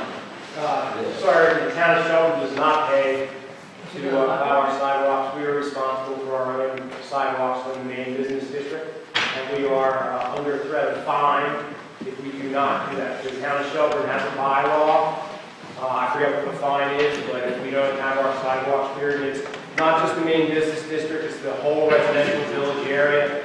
If people don't clear the sidewalks, they're under the threat of a fine. It might be like $200. Carl does the bridge, and that's it. Buckland's the same thing, we're all responsible for ourselves. Okay, now what I have is Mr. Whitman, I have Dr. Robinson, I have Mr. Precourt, I have Ms. Boyd. Who did I miss? Mr. Hurt, who's spoken once, so let me make sure I've gotten everybody here. You're pointing, but I can't, oh, there, Ms. Schwartz. Okay, and then the second time, we have Mr. Hurt. All right, so, now that I've got my housekeeping in order, Mr. Whitman. Mr. Wickman, Williamsburg Road, South Ashfield. I represent the seniors, I'm one of the people that represents the seniors in town. There's quite a few here today, but there's a lot of people that are younger and have no idea what we're up against. We have approximately 460 seniors over 65 right now. That doesn't sound too bad. How about 50 that are over 85? That doesn't make it so easy for them to walk. This town is facing 50% 5 years of the population will be over 65, many of them over 75. We either start looking at the problem now, which includes housing, and before you can have housing, you've got to have a way to get from the housing to the next point. So I asked the planning board, who's proposing a change in bylaws, that they must consider what we do about getting from point A to point B. We are currently walking some people to church, some of us. They cannot get there because they can't walk on the road safely, period. End of story. It's not going to get better. You can joke about it, you can say, I'm not there yet, and some of you have, including sometimes the majority of the select board, not the current one. It's a fact. We're going to be over 800 people out of 1,200 and some odd voters that are of that age group. So we need to find out what our costs are, and you can't do that by guessing. We've got to try it. Thank you. Dr. Robinson. And, I'll give you your name. Tom Robinson, excuse me, Norton Hill Road. This has been a good debate, a good discussion. The problem is real, as many have indicated. The complexity of it is also real. It's not clear what we should do about it, or what would be the best thing to do about it. I, therefore, the more I listen to this debate, I'm persuaded by the wisdom of the motion that is before us, which is that the town requests the select board to establish a year-round maintenance policy for our sidewalks, including winter snow removal, and transfer $5,000 into an account for that purpose. That seems to be exactly the right approach. That is, we call upon the select board to develop a policy, and we provide a small pot of money this year to implement that policy, if they have one ready in time for this winter, and see how it goes, experiment with it. So I think it's a very wise motion that has been offered. Thank you. Point of order. I'm sorry. Is that the motion that's on the That is right. The benchmark is built, so is that in concurrence with the motion you actually have? It is. Okay. It is. Good question. Point of information. So I now have Mr. Freecourt, followed by Ms. Boyd, followed by Ms. Schwartz, followed by Mr. Freecourt. Jeffrey Freecourt, Belleville Road. I'd like to express my anger at Mr. Robinson for taking my bus. Is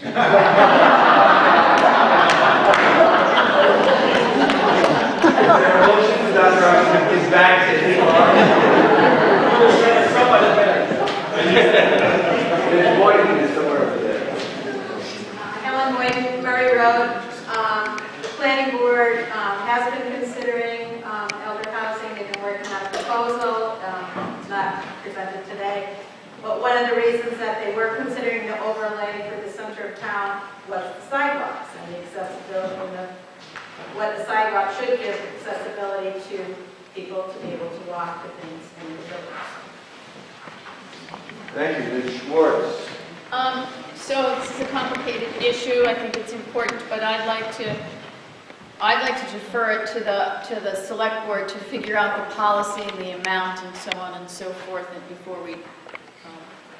I can vote on it. I don't really understand what you're asking. Oh, I think I'm going to be voting against it because I'd like to see it thoroughly vetted by the select board. And the amount may not be enough, it may not, and it's not specific about what the village is. Okay, hang on. I know you put things in there, I don't think that's thank you. Followed by Ms. Newell, followed by Mr. Rice. Please. I supported the people who have followed up on some of the things I was suggesting. I would like to support Mr. Ricklin, especially because I happen to be one of the elders that fell in the road this winter. I fortunately wasn't seriously hurt, but I did sustain some injury. Basically, all I want is access, not just for me, but for all the handicapped people who live in town, to get from one end to the other. All winter long, I never was able to go to the library, I was never able to go to a pizza place or the hardware store, some of my favorite places. I did manage to get to church, which was one of my main priorities. But it took walking in the road all the time. And so I would just like some support for this. Thank you. Thank you. I have Mr. Moore and Mr. Johnson.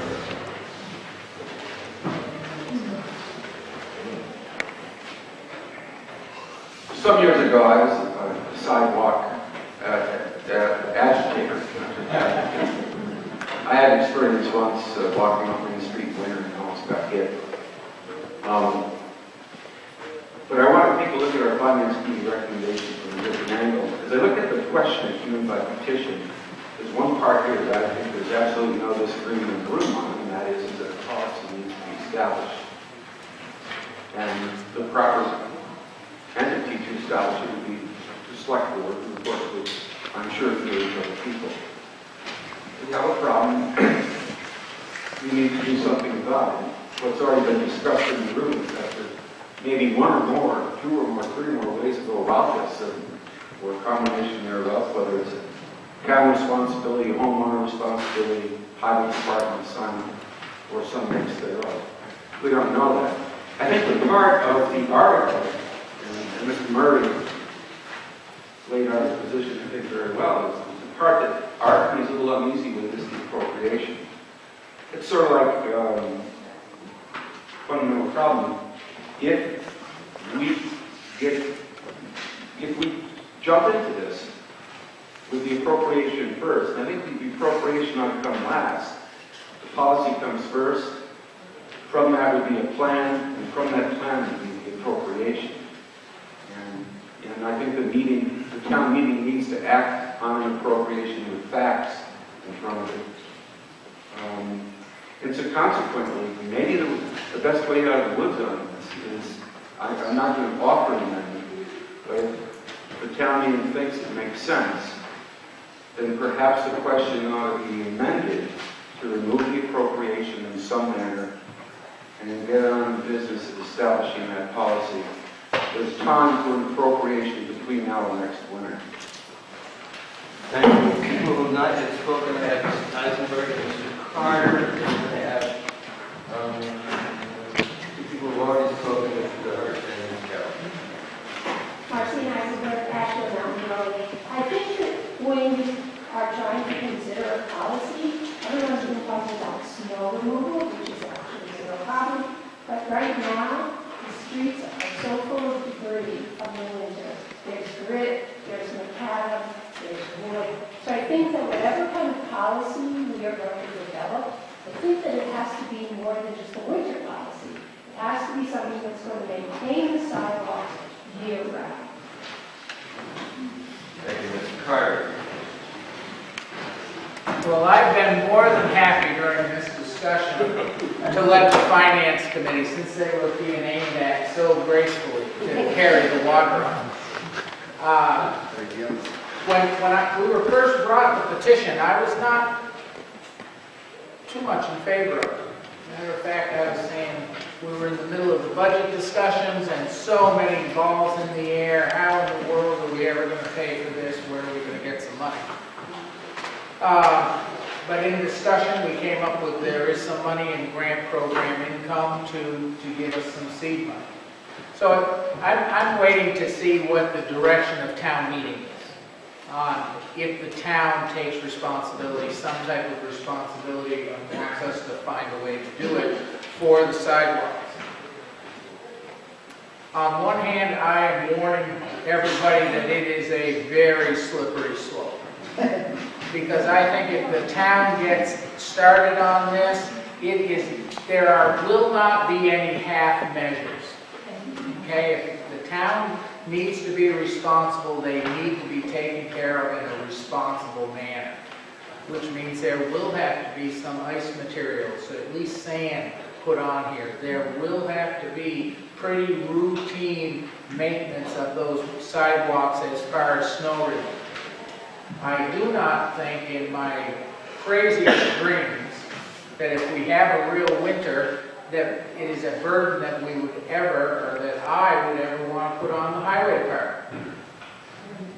I think the $5,000 from grant program income is way too small, but it could be a start.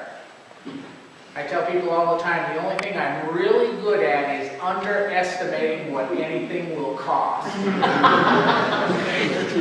I have $10,000, $12,000 as a pretty, I've got that in my mind as what it would cost on an average winter to really do a nice job to have passable sidewalks that people would feel confident about. How exactly to do that, I'm not sure how to fund it. I mean, there's a lot of ideas, way more ideas than I would have. One idea I have is that maybe there would be a little bit of a public-private partnership, you know, that there would be donations or people that live on the sidewalk would donate some money to a fund depending on how many feet of frontage they have on that sidewalk, and that could relieve them. I mean, there's a lot of ideas. I'm just throwing that one out there. But we could come up with something. But what I'm afraid of is that it can't be a half measure, and it will be an ongoing expense that could be a lot more than what we're thinking about. And if we're thinking that it could get to be $10,000, $12,000, and we don't want to spend money on something else that's also near and dear to our hearts, you know, all this other money that we've spent in the last 2 hours. So there's a trade-off. There's only so much money available. There's nothing really magical about budgeting. There's a box of it, you got to fit in. Thank you. Yes, I'm interested. Let me just get a list of people who haven't spoken yet. So I have Mrs. Murray, Mrs. Kohler, Mr. Kippen. Thank you. I still have you two, but your second time. So, what did I write right there? Is it Murray? Thank you. Caroline Murray, 111 Stronecker Road. Can I propose an amendment that takes out the words from, sorry, transferring $5,000 from the account and just have it be a directive to the select board to do a study? To do a study. Well, it says, request the select board to establish a year-round maintenance policy for our sidewalks, including winter snow removal, and take out the rest. Because I think that's what the room would like them to do. Okay. Does that include village sidewalk? That's not what it says, but. I know, but originally, I guess Mr. Cray is offering you some assistance. Okay, this is the motion that's on the board. I move that the town direct the select board to establish a maintenance policy for our village sidewalks, including the snow removal, and to take out the rest. Okay. Is there a second to the motion to amend? Second. Yeah. Okay. Thank you.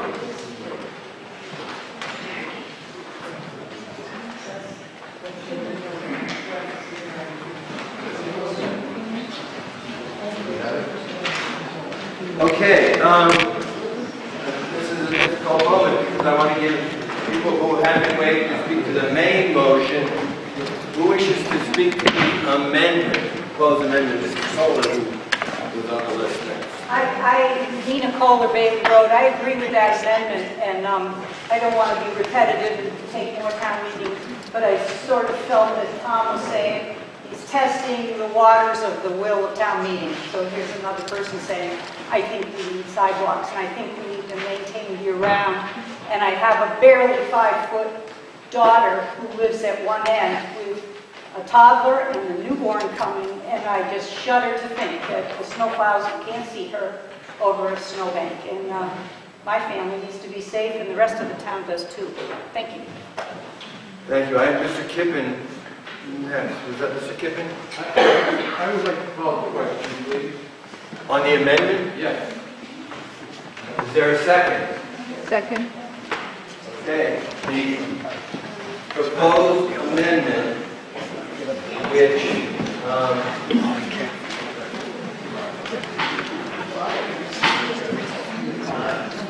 which would amend, if you agree, this is as you know, not debatable, not amendable, will require two-thirds majority to pass, is to amend the motion to read that the town director select board to establish a maintenance policy for our village sidewalks, including winter snow removal, and delete the remaining part of the original motion.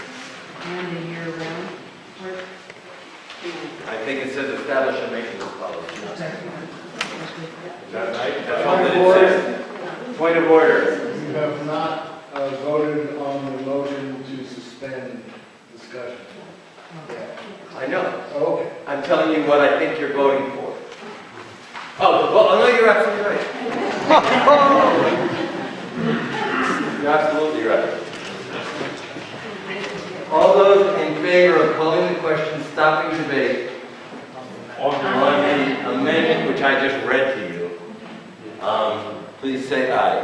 Aye. Any opposed? No. Okay, can we say that's two-thirds, or should we count?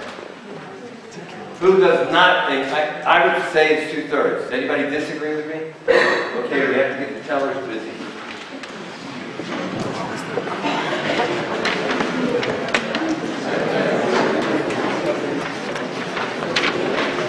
So I was right, Joe. I was just telling you what you were going to do.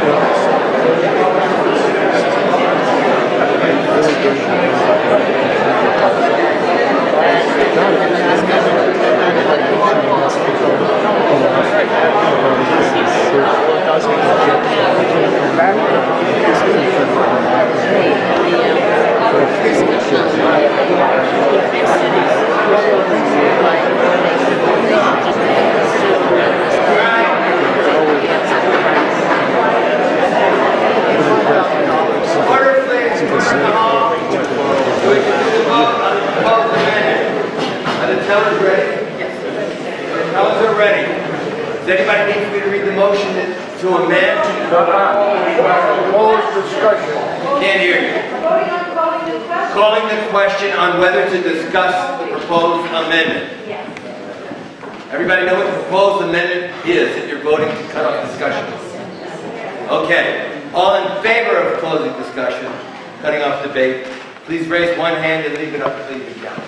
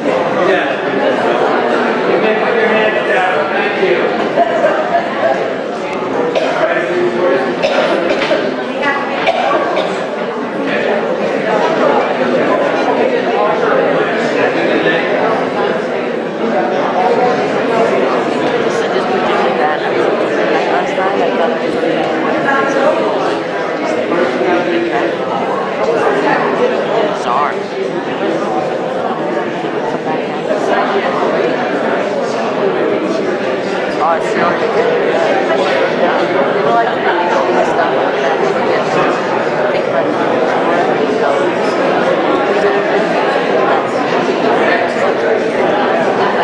excuse me. All those opposed to the proposed amendment, please raise your hand. We're cutting off debate about the proposed amendment.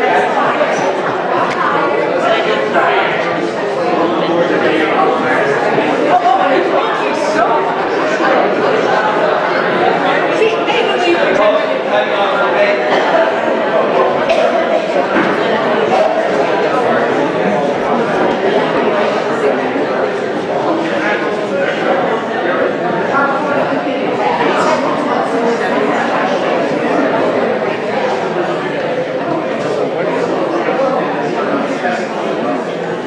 So here you can plug it in later. Or you push them over, you can plug them in my extension.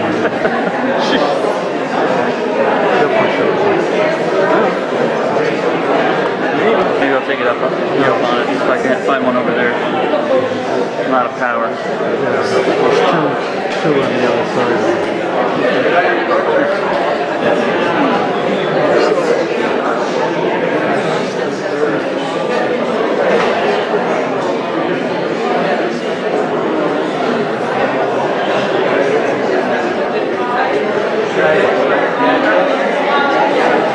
Okay, can we lower your heads? Thank you.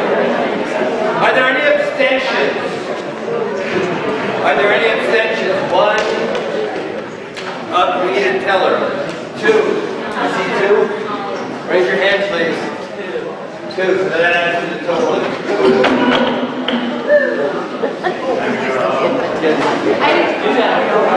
Anybody have any abstentions? Two abstentions.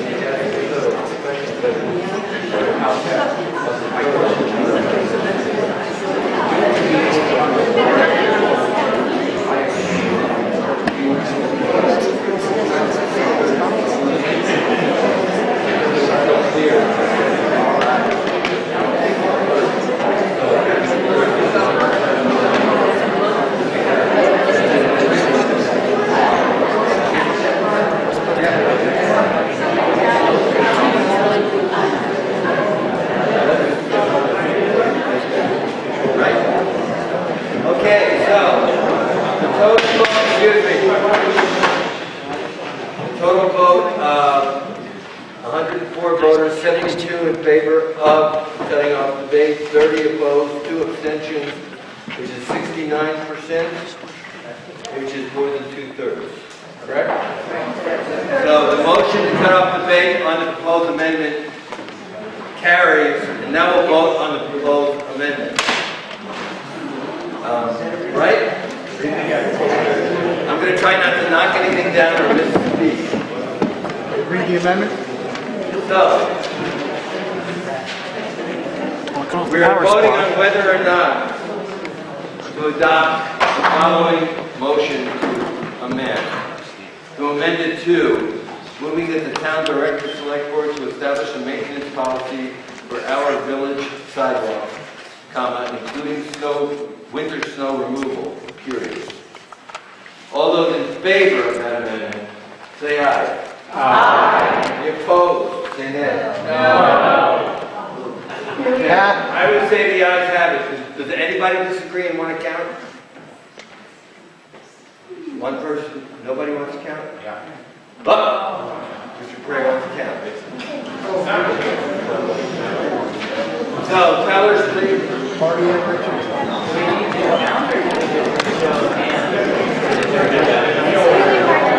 Same thing. So you got to count that.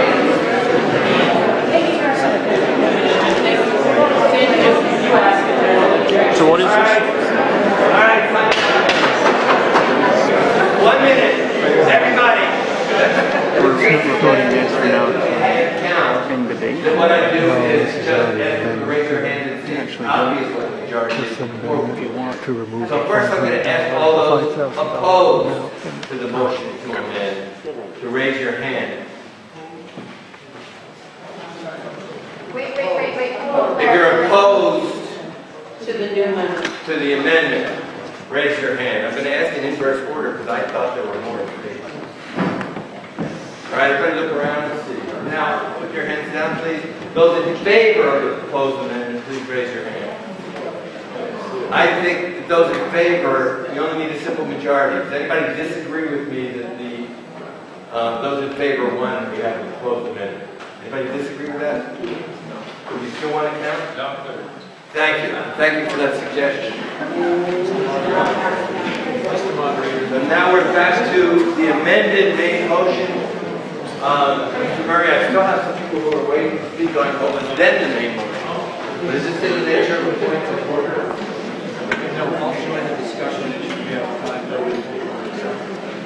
Okay. I had, still not having spoken, was Molly Babis. I waited.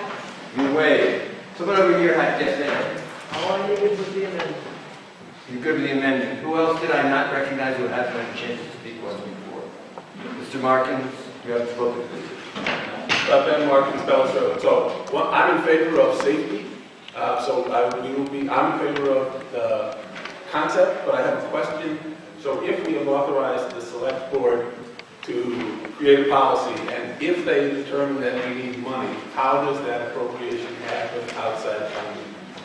Mr. Murray. Thank you very much for that very timely question. One approach would be to hold a special town meeting to get the entire body of the town to vote money. The difficulty with that is you might get a very small turnout. The other approach that seems to me tractable is this, that if in the course of creating a policy, the select board chooses to go ahead and fund something, maybe experimentally, they have access to this grant program income that they can vote unilaterally. They do not need to call a gathering of the town to do this. The current balance in that account is a little over $19,000. And so if they thought $6,000 or $7,000 or $5,000 or $4,000 made sense, I think they could, at their own discretion, go ahead and fund that. Now, they would probably come back if they did so the following year and say, we think this is important enough and we've got enough of a response that that ought to go into the regular budgeting process. Then we're in the business of saying, will the town tax itself for the purpose of doing this on some ongoing basis? Thank you. Mr. Skowski, I have you next. Mr. Cranston, Mr. Rice.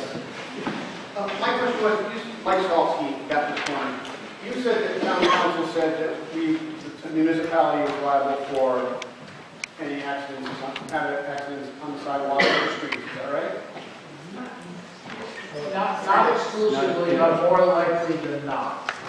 Okay, Paul. Remember, a lawyer said that. Well, I guess let me finish my question. My question is, what town council, that's what they do for us, right? What do they recommend? They recommend that we do something or we don't do something. We're responsible either way, right?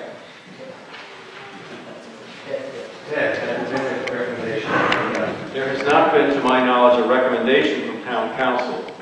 She has simply indicated, and I'll read this verbatim, it's not long. Town council advises that sidewalk liability almost always falls on the municipality regardless of whether or not others share the responsibility. Where there is a bylaw requiring abutters to maintain sidewalks and the abutter does not clear, it is possible, though not common, for both the town and the abutter to share liability, although in practice it is usually the town that is sued. Case law refers to unnatural accumulation, and clearing is generally required 24 to 48 hours after a snowfall. In general, liability is limited on winter sidewalk slip and falls. That is liability to the town. The user also has a duty of care and caution if conditions warrant caution. And our insurance company currently does insure Ashfield for sidewalk liability. But that's without any specific recommendation from town council about whether we should do this or not. That's left up to us. Ashfield Town Meeting.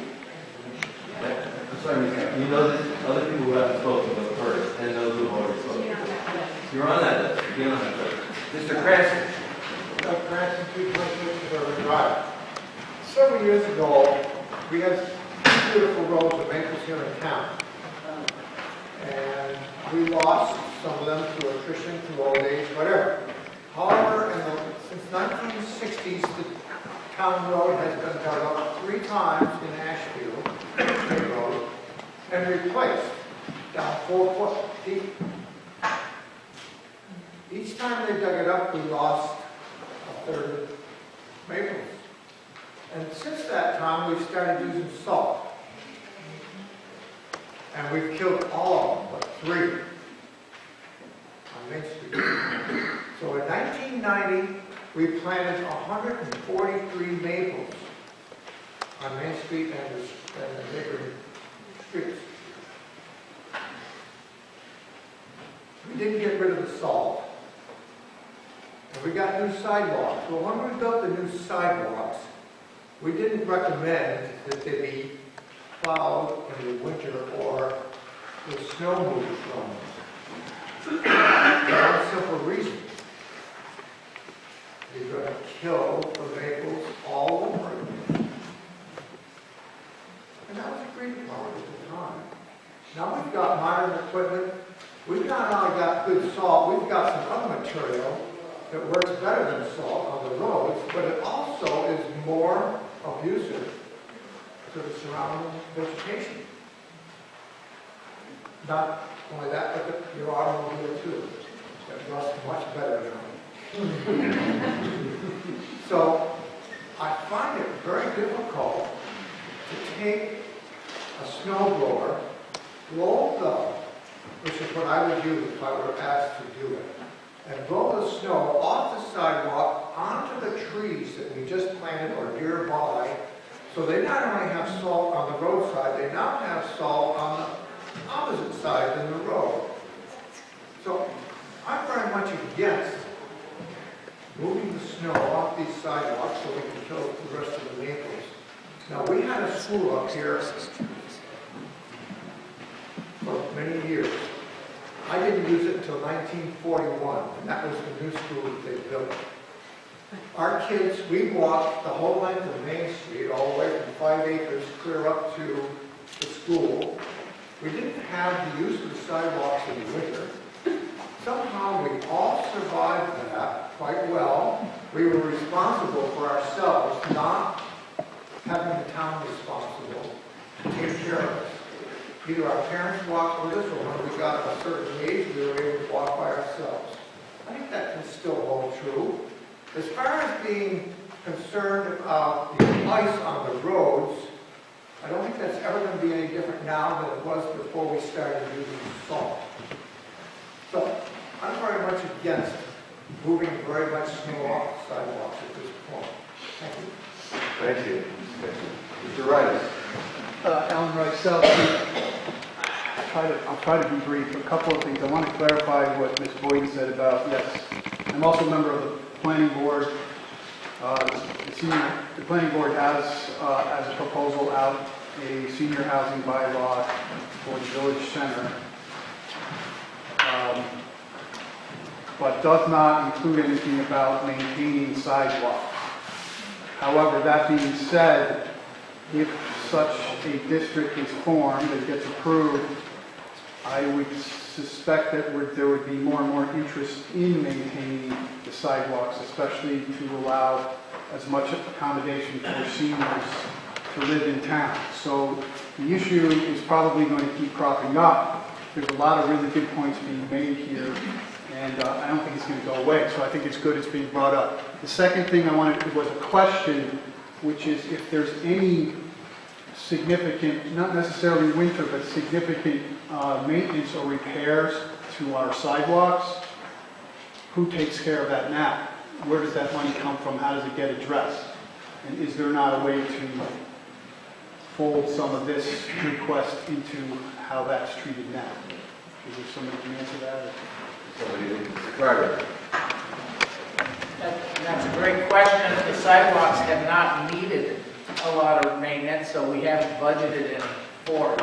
But should that happen, where would that come from? We don't have an account for that now. We don't have an account for that now. I do think that town meeting needs to find its own level on here, and we can find some direction the new select board should be able to work through it. You know, if the town meeting wants us to move on it, there's probably a lot of different ways to do it. Not having a dollar figure, though, appropriate, even though Mr. Murray made a claim that we can tap into that account without him. It sure is nice when the rest of you take a little responsibility for it before we start spending it. But this is all really good discussion. Just, Mr. Moderator. Okay, now I want to know, is this a follow-up, Mr. Just a Rice? real quick follow-up, just to point that, you know, sidewalks can buckle, tree roots can push them up, they can create uneven edges, and that's a liability if somebody trips on that. So it's something that the town needs to consider. It may never happen, and that's a great thing, but it's something to consider. Thank you. Thank you. You don't know?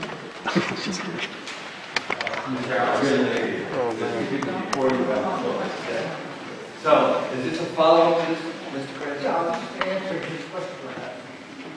Okay, sure. When we planted the trees, we knew that there would be new sidewalks someday. Originally, the trees were within 2 inches of the sidewalks. When we planted all of those new trees, they were put 4 feet away, and they were, the other sidewalks were only tar or blacktop, which is very valuable. I think the cement has perhaps a thicker foundation.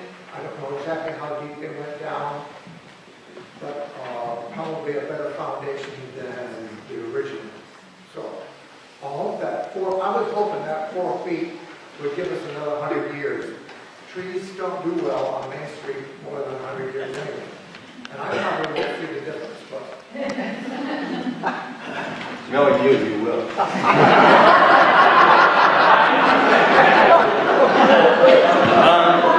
Okay, so this is what I have. I think I've exhausted my list of those who haven't spoken, and of those who haven't spoken once, I have in this order, Mr. DeHert, Ms. Carroll, and Mr. Kippen. Have I missed anybody who hasn't had a chance to speak and has something new to say? Okay, Mr. DeHert. You wait, Ms. Carroll. I hear a lot of discussion, and again, I want to say I'm not against all of this, because I have kept the sidewalk in front of the house and some more of it plowed over the last number of years. But in these discussions, I think that we have to also keep in mind, I hear some people talk about handicap and that we're getting older. These sidewalks are not going to be handicap accessible in the wintertime. If people remember who were here before we got the sidewalks in, we couldn't even put Ashfield stone here and make it look nice, because there was little ripples in the Ashfield stone that could barely be detected. You talk about ice and snow and the melt of these things, for someone that's lived here for, almost 40 years, this is not, under the circumstances, handicap accessible in any way, shape, or form, no matter what we do to them. Thank you. And Mr. Kippen and, because I already said it. So Mr. LeGoy and then Mrs. Bennett. I get everybody? Mr. Kippen. Ken Kippen, Spruce Corner. I have a question for the select board. If this article passes as amended, is it an option that the select board could decide to not maintain the sidewalks and to not have a policy of doing so? I don't believe it would be this select board members. Okay. I take seriously direction from town meeting. I mean, I believe Mr. Kohler, probably not to speak for him, but probably would too. I feel if we have a direction, we'll do our best to get there. If we'll be successful, we'll know when it comes out of the oven.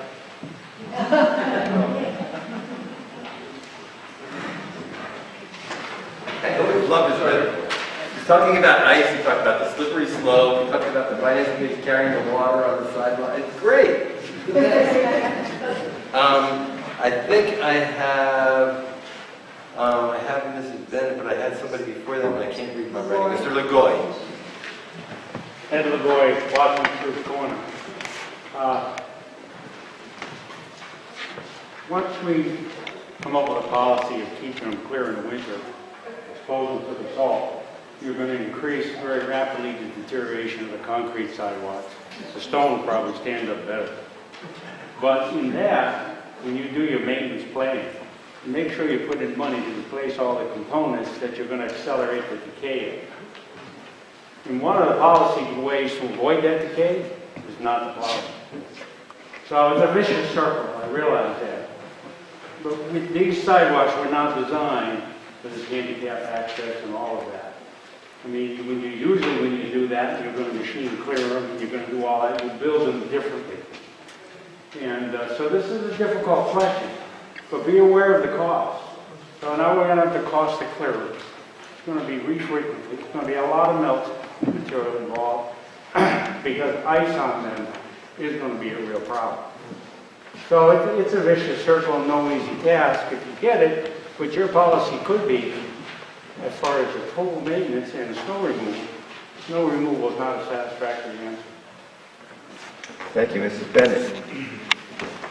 Yes, well, I was at one time a member of the ADA committee in town, and I was also a member of the final sidewalk committee.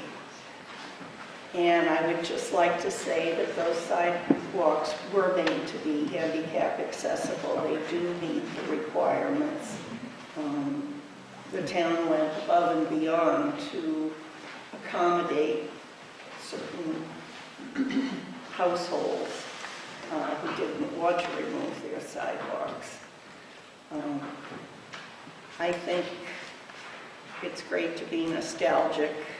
I love to look at the old photos of Ashfield. But this is 2014, and I don't think the standard is the same anymore. You know,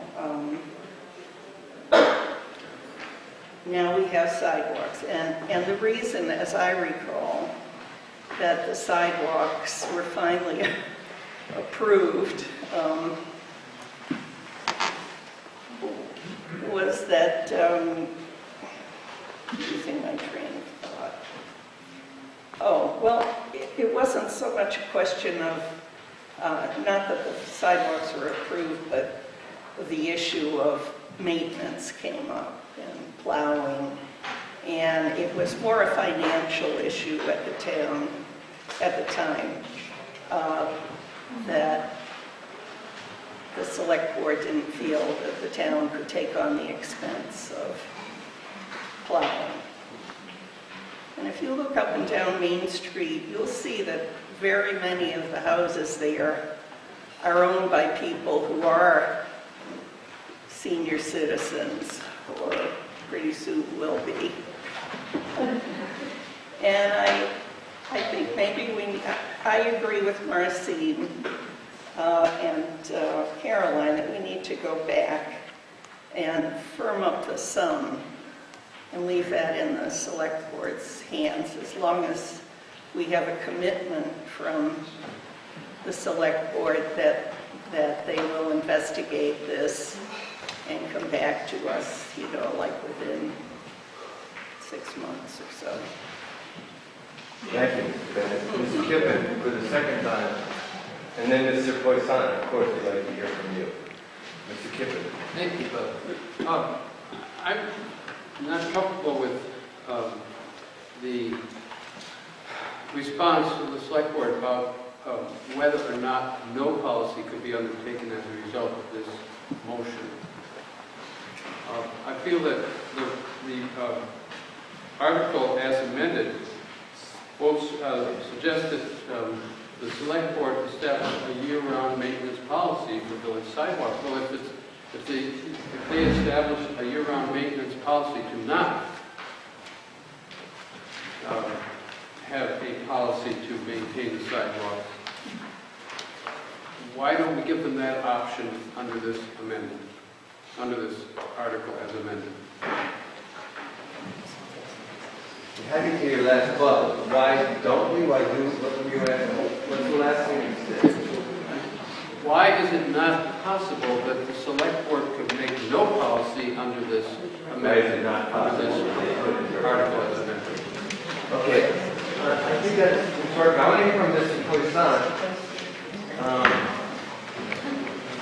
stay quiet on all this, but I figure if the select board does look into a policy, I'll probably get involved, so.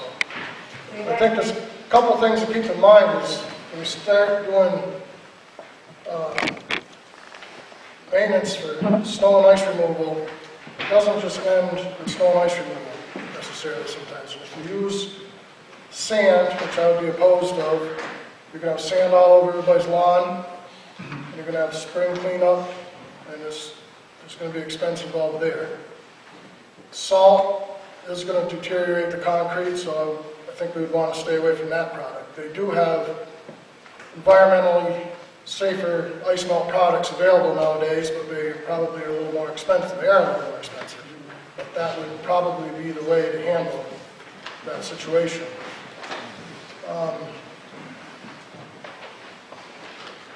There was one other thing, but I forgot it.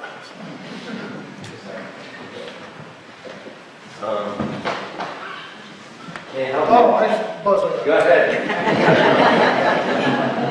The other thing I can kind of envision is that we might have problems in certain places of just running a snowblower down on the sidewalk because homes are very close to the sidewalk and the road is very close on the other side. Obviously, you can't blow it in the road, you can't blow it on someone's house. So I can envision some equipment may be needed that would blow it off the sidewalk and into a truck and have it hauled away. So this might be a little more elaborate than we just originally think.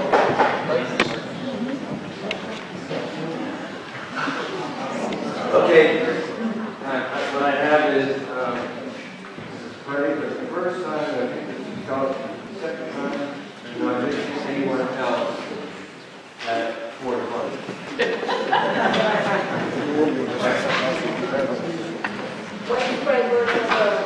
It just seems to me that it's a sensible thing to do, to plow or clean the sidewalks, but they're there for. We have a lovely little village. We'd like to encourage people to be able to walk up and down the street. It's certainly easier for those of us who've had broken ankles to go on the sidewalk or carrying little babies, or to go from the library to neighbors or whatever, if the sidewalks are here. That's what they're there for. We have a lovely little village. And these are all serious concerns we have, but it seems like they could be addressed by, talking to other towns who they've done, figure out, what's going to make it easier for the trees, how to protect the sidewalks. This is not a new problem for towns to face. And it seems like it could be figured out. Thank you. Mr. Goski for the second time. I agree with Tom a lot of this. There's going to be other problems on Main Street also. There's an awful lot of people who remove their snow. I mean, there's going to be issues for people who live on Main Street beyond all this, because a lot of people push their snow when they plow their driveway up onto existing sidewalks. The town pushes snow up onto existing sidewalks. There's businesses that use the sidewalks to store their snow on. So a lot of things for homeowners and businesses on Main Street are going to have to change, which is going to have to be taken into consideration. There's a few places where vehicles park across sidewalks, but they don't have any choice. But if there's somebody's hired to clean the sidewalks, they've got to be able to pass through there. So there's a lot of little issues that are going to come along with this. It's going to affect your job if we decide to do this. I'm sorry, Mr. Scott. I was being asked a question. Were you seeking an answer from somebody, or were you making a statement? I'm so sorry. Me? You. No, I was agreeing with Tom and mentioning that there's a few other things that have to be taken into consideration. I'm sorry. Mr. Bird. Mr. Kohler wants to add one thing before I ask you to ready to vote. We've got to take what you're coming up with, deliberate on it, and come up with a policy. And I'm just a little unclear because I've heard a couple different people talking different things. I would interpret an affirmation or a yes vote for this amended motion to mean that people want a policy to clear the sidewalks. I need to hear that clearly, because if it's ambiguous and to not clear the sidewalks is a possibility, I want to hear what this floor is directing us to do. And I don't want to go off and come up with a policy and say, oh, guess what, our policy is not to clear the sidewalks. If it's the will of this body that we clear the sidewalks and come up with a policy to do so. So I just need clarity, that's what I'm saying. I think I have a comment on that. First, Mr. Olenek, Mr. Gray, who has spoken, and Todd Olenek, 561 Old Stage Road, a dirt road with no sidewalk. We want to keep it that way. I think kind of to Mr. Kohler's point, also to speak to Mr. Kiffen's point, I think that the language in the article does allow enough leeway that the policy could be anything. So if we did want clarity, to Mr. Kohler's point, then there should be more debate. And if you wanted to leave it up to the select board to come up with something that the town could talk about at a later date, then the article should be left the way it is. I'm just going to, as a point of order, if there's an ambiguity in the motion, and the motion is passed, you might find an ambiguity in the motion. The motion is what the motion is, less than the minutes. That's just a ruling that's obvious, I think. So no amount of talking, it might be one person who comes to the meeting and says, anger, that's my point. Mr. Cray was next. Richard Cray, Virgo Road, South Ashfield. I'm getting the feeling that if this motion passes, that the select board is feeling like, yes, we want to develop a policy. And I would encourage you that if you develop this policy that includes winter snow removal of sidewalks, to involve people who live on Main Street. And a number of us feel very passionately about it and have done some research on low-impact de-icing materials that are not hazardous to maple trees or sidewalks, not how long it takes, different strategies that might be employed if one side or the other crosswalks instead of being opened up. So there's some considerations. We'd be happy. I know a lot of us would be happy working on that. Thank you, Mr. Cray. Mr. Perlman. I think that the select board will probably look for an efficient and safe method of clearing the sidewalks. And the question that will eventually come up is at what cost? Clearly, if the cost is $5,000 and they can do it for that, I doubt there's anybody here who would object. Maybe at 10, maybe at 25, you would start having some people saying the benefit is beginning to become very expensive. And so at some point, that decision has to be made. The policy has to come first, and then you try to decide how much that policy is going to cost you. Once you know that, then you know whether it's worth doing. And I think that before you go through those steps, you really can't give a definitive answer as to yes or no, the sidewalks will or not be completed. I see, Mr. Ruth. Is there anything new that hasn't been discussed? Okay, so we have Mr. Ruth, Mr. Loya, and Mr. Martin in that order. Just a brief follow-up. I would say that if we are liable as a town to the fallout of someone getting injured, or if it's a safety issue, I would measure that as the price of value for that maintenance. That is someone's ability to walk again worth $10,000? Is a child that's hit in the street by a snowplow that can't see them? And I'm not in the fear of politics, and I don't think we should vote on that basis, but I think when it comes to money, I think we should look beyond the checkbook to see what the real impact is. If we're already insured and liable for the costs of an accident, we're already on the till for paying for that. Let's think about then this as a preventative for that, hopefully never occurring event. Thank you, Mr. Ruth. Mr. Loya. I didn't raise mine. Oh, you didn't? Oh, I'm sorry, Mr. Fessenden. Anna Fessenden, 43 South Street. I had to miss the first part of this, so forgive me if it's been brought up. But as all of you may notice, the south-facing side can be clear and dry a month before the other side. What about the proposal of simply funding to do that side? I mean, it's like parking. We're all agreeing to park on one side of the highway. Mr. Martin for the second time, Mr. Crosby for the third, Mr. Poisson. So I have a question about this. Is it possible to make a motion that we, after we pass or fail this, if we pass it, the sense of the town meeting, those who are in favor of having the sidewalks cleared, and those who are against, and that can advise the select board about what the sense of this is. I would allow a sort of straw poll to give a sense to the new select board of the meeting in the event that this motion doesn't pass. Mr. Porcelana has his hand up. I just wanted to make a quick comment on the cost. It's going to be very similar, I think, to what we spent in winter roads. You're going to have ebb and flows. If we had cleared the sidewalks this past winter, it would have been very expensive. Because if you have years with a lot more ice than snow, if you're trying to always melt ice, that's going to be more expensive than just clearing snow. So I think the cost, you'll see, will ebb and flow just like winter roads does. I think that's what will happen as far as cost. Thank you. Who has not spoken who would like to? Now we have two hands. Where are you pointing, Ms. Schwartz? Behind Muriel Francis, River Drive. I think to help ourselves and the people that are walking, the hardware store sells ice creamers, and they work very well because I do a lot of walking on ice, and they will keep you safe.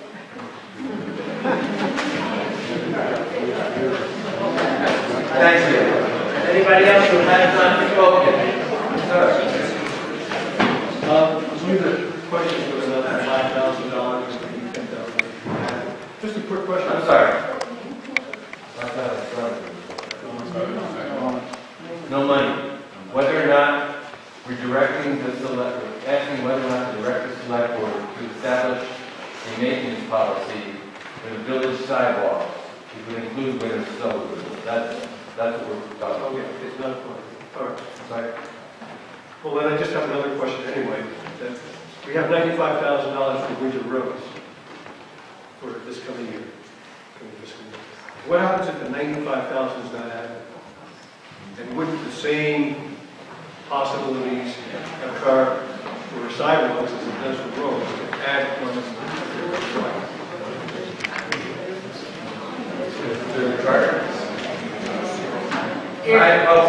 You've done so well. Hang in there, hang in there. If the $95,000 that's budgeted isn't enough for winter roads, the response is yay. We habitually underestimate what winter road money is. Okay, we always seem to overexpend that. It's very seldom that we don't have to have supplemental appropriations for that. So $95,000 means that it is a very, very mild winter. It looks like spring.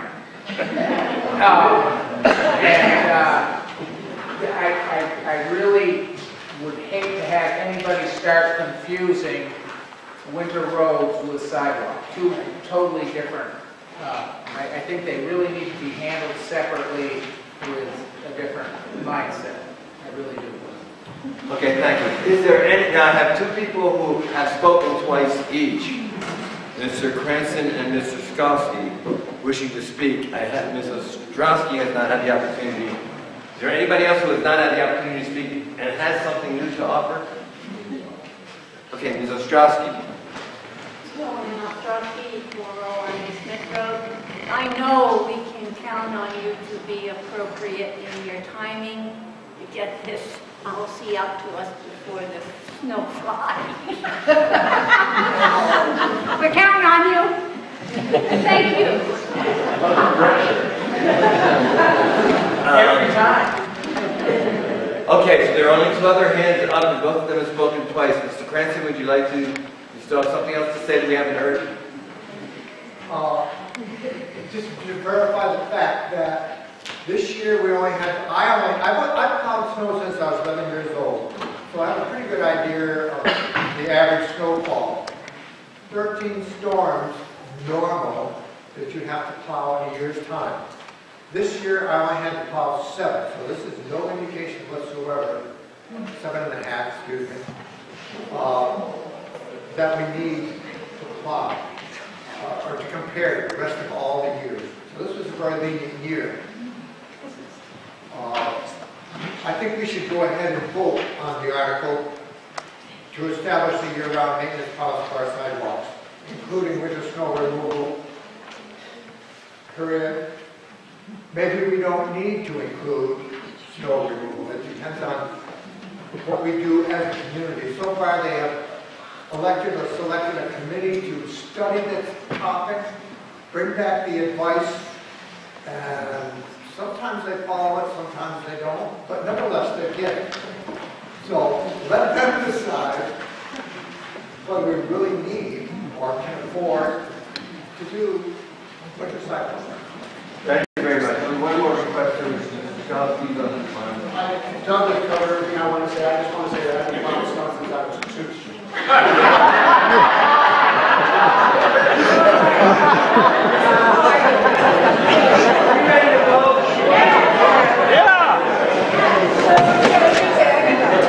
Okay, Article 35, are we ready to vote on the motion?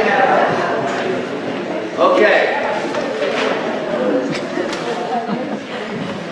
All those in favor of the motion whereby the town directs the select board to establish a maintenance policy for our village sidewalks, including winter snow removal, period, say aye. Aye. Any opposed? No. That motion carries. Thank you very much. Great discussion. Please don't go. I would just like to preface Article 36. Point of order? Were you going to allow a straw poll? Sorry? Were you going to allow? Oh, I was. I'm sorry. I'm getting stupider with the applicant. So, Mr. Kohler had requested, and Mr. Markin wishes to accommodate that request.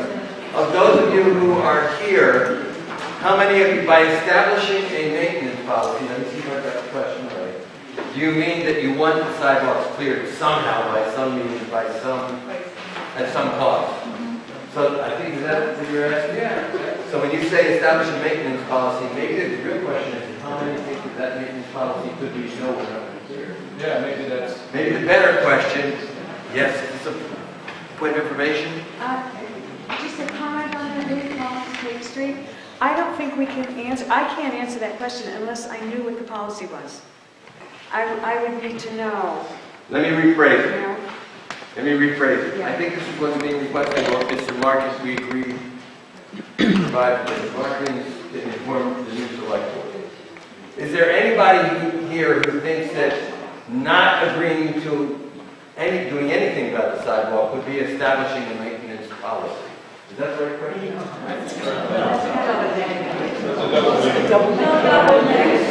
Maybe I'm confused about what you were saying. And what Mr. Marcus said. No policy, no policy. No policy. Or a policy to do nothing. Policy is enough. Policy is enough. Okay, all right, so the question that you're being asked to answer is a policy to have no policy? A policy, is that right? No. Go ahead, have at it. I'm kind of sorry I brought this up. But taking a poll just to get a sense, I think it's important to know, and there would be fewer hands, I think, to count, to understand how many of you people think that to do nothing might be a good policy. That's what I want to know. If the majority is to do something with clearing the sidewalks, I can figure out the math going the other way. But I want to know how many of you people think that doing nothing with the sidewalks could be a viable policy. That's what the poll is. I thought, okay. So raise your hand if you think doing nothing with the sidewalk is a viable policy. I think I'm not going to carry this too far. I'm going to resist voting one way or the other because my answer hinges upon it depends. I'm not ready to engage in a straw poll, and I think it's premature to do that in light of the fact that the article has no hinge upon which this problem can be addressed. All right, you know what? I'm not gonna, time out. I'm not gonna fight the defendant's straw We hear the moderators. Yes, we please have quiet in the house, one conversation at a time. We still have another important article we have to read. I thought that what was being sought was, is it possible that doing nothing is considered to be a policy? Is that an option as a policy? Some people resisted that, and that's what I think you were asking. Is it possible that establishing a policy would include, we're not going to do anything? Good. All right, well then maybe it's inappropriate, Mr. Martin, because we can't even agree on what the straw poll question would be, and we don't have time to flesh it out. It's not what we're Move on. I'm fine with you. Okay, so let's move on, but thank you for that. Now I want to preface Article 36. Don't we have to vote on the amended?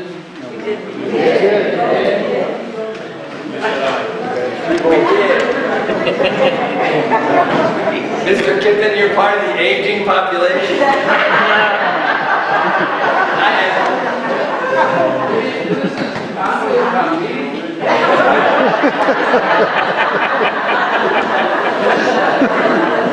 If we can be serious for a moment. Article 36 involves directly and tangentially something that is very serious to a lot of Ashfielders and beyond Ashfield, which is a proposed Tennessee gas pipeline, and this Ashfield Community Rights Resolution, which arrives by a citizen's petition onto our warrant as Article 36. What happened is a citizen spoke to our delegation in the Massachusetts legislature, Representative Stephen Kulik, who is the vice chair of Ways and Means, and Senator Ben Downing, who is on the Energy Committee in the Senate, and asked them to be here for annual town meeting to discuss the question of the proposed pipeline. What happened is both Mr. Carter, in his capacity as chair of the select board, and myself, in capacity as moderator, we found out they would want to come at 2:30 in the afternoon. As you can see, we weren't finished doing our other core business at that point. We did not want to diminish the importance to everyone else and to us of Article 36. So what we did is, after great discussion with people that are responsible, thank you very much for putting this on our warrant, what we have decided to do is allow a motion to table this and it into space as far as annual town meeting, so that the town clerk, as required by law, can certify the warrant and the votes that you've just taken. And the select board has promised to place it on a special town meeting for June 23rd, when both Senator Downing and Representative Kulik can be in attendance to talk about what's being done at the statewide level with respect to the gas pipeline. So it was thought that that was an appropriate resolution, given that we sort of had an uninvited distinguished guest, our representative, to be here at 2:30 to take this out of order. We didn't know how long the conversation would go on, and we knew that we had had some important conversations to go on. Hang on. So the reason why I'm introducing this right now, and I just want to be a proceduralist, a parliamentarian for a moment, right? We have a choice to continue it to a date certain as an annual town meeting, which would allow for discussion, require only a simple majority. That means continuing this annual town meeting. We know that for our delegates, they have to be here either on a Monday night or a Friday night, and we weren't easily able to find a date that would accommodate the town clerk's required certification of this meeting. Or we could table it, which means take it off the annual town meeting thing, with the promise by the select board that they will put the citizens' petition on a warrant for a special town meeting on June 23rd, which gives everybody a chance to talk about it, investigate it, and gives our delegates a chance to be here. They each promised to be here at that time to talk about it. The other element in the room was, are any of these things that we didn't reach today going to be on that June 23rd? Well, guess what? you guys are so fantastic that we don't have anything left over from today. I assume we might have a cleanup, $1.95 for the fire hydrant back in there. But basically, we can dedicate the 23rd to that. So, I see hands, but if it's going to be a motion to table, there is no room for debate, and I wanted to just advise you, especially those who are here because you care passionately about this article, of what brought us to this moment where I believe, based on conversations I've had before, that there's going to be a motion to table it. Is this to seek clarity, or are you going to make a motion? It's Okay. a point of information, I guess, maybe. So I'd like to get, before we take a motion to table, I'd like to hear from the citizens who brought this forward, whether they recommend this. I think that's fair. A motion to table doesn't allow discussion, but there's no motion on the floor right now, it's just information. So I believe that Anna Fessenden, Jim Cutler, please. Anna Fessenden, 43 South Street. I want to make sure everybody, by the way, I wrote the original draft of this resolution, and then with a group of cross-citizens, we finalized the thing you have in your hand today. It's really critical to me, and it's okay that you use the word, but this is not about voting yay or nay on the pipeline. I want to make sure everybody understands that. This is about a vote for home rule in the face of any of these large corporate projects that are coming our way. And I'm talking pipelines, industrial wind turbines, cell towers, any of them. And basically what we're asking for is that we, the people, have a chance to vote on these things and decide whether they can proceed. And that decision is not made by the state, the feds, or corporate rule. That's really what it's about. So if we can pass it, if we can make it into, give it some legal teeth eventually, we can use it for any other project that comes our way. Currently, the threat is pipeline, but who knows in the future. But regarding the tabling, what's your opinion on that? I'm sorry? The question was what the opinion was regarding tabling this to another date. Yes, I'm sorry. This is an interesting moment to me because what we had talked about is not getting into a substantive conversation. Yes, sorry about that. Because I thought she asked for some clarity on what it was about. Well, that's why I think Ms. Schwartz was asking how I think you and Jim are the organizers of this petition. Is that fair? Yeah. And what your feelings are on tabling it until June 23rd. Okay. Given what you just said about who's coming, I'm very much in favor of tabling this. And I would love to have a meeting dedicated to it. I think it's one of the most serious issues facing us right now. So yes, I'm very in favor. Mr. Conner, would you like to I concur. The group of us who meet regularly on this issue have talked about this, and the importance, again, we're very education-oriented, research-oriented, so we're very much in favor of making sure that when these kinds of decisions come up, that people are well informed about what is happening and what they are making a decision about.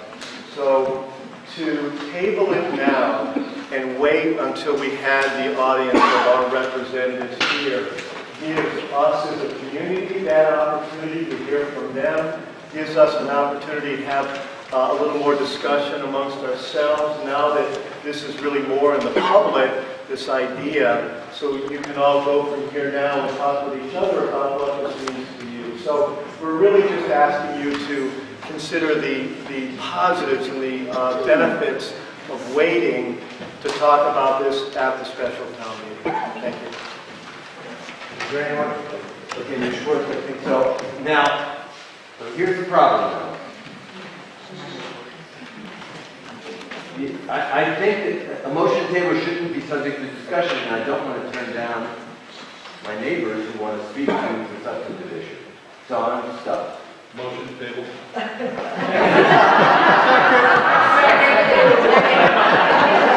Come on, talk. Remind me to kiss you. This is non-amendable, non-debatable. It is a motion to table, and it requires a 2/3 majority. All in favor of tabling, please say aye. Aye. Opposed? No. The just before you go, I am so grateful to live in this town. You were incredible today. You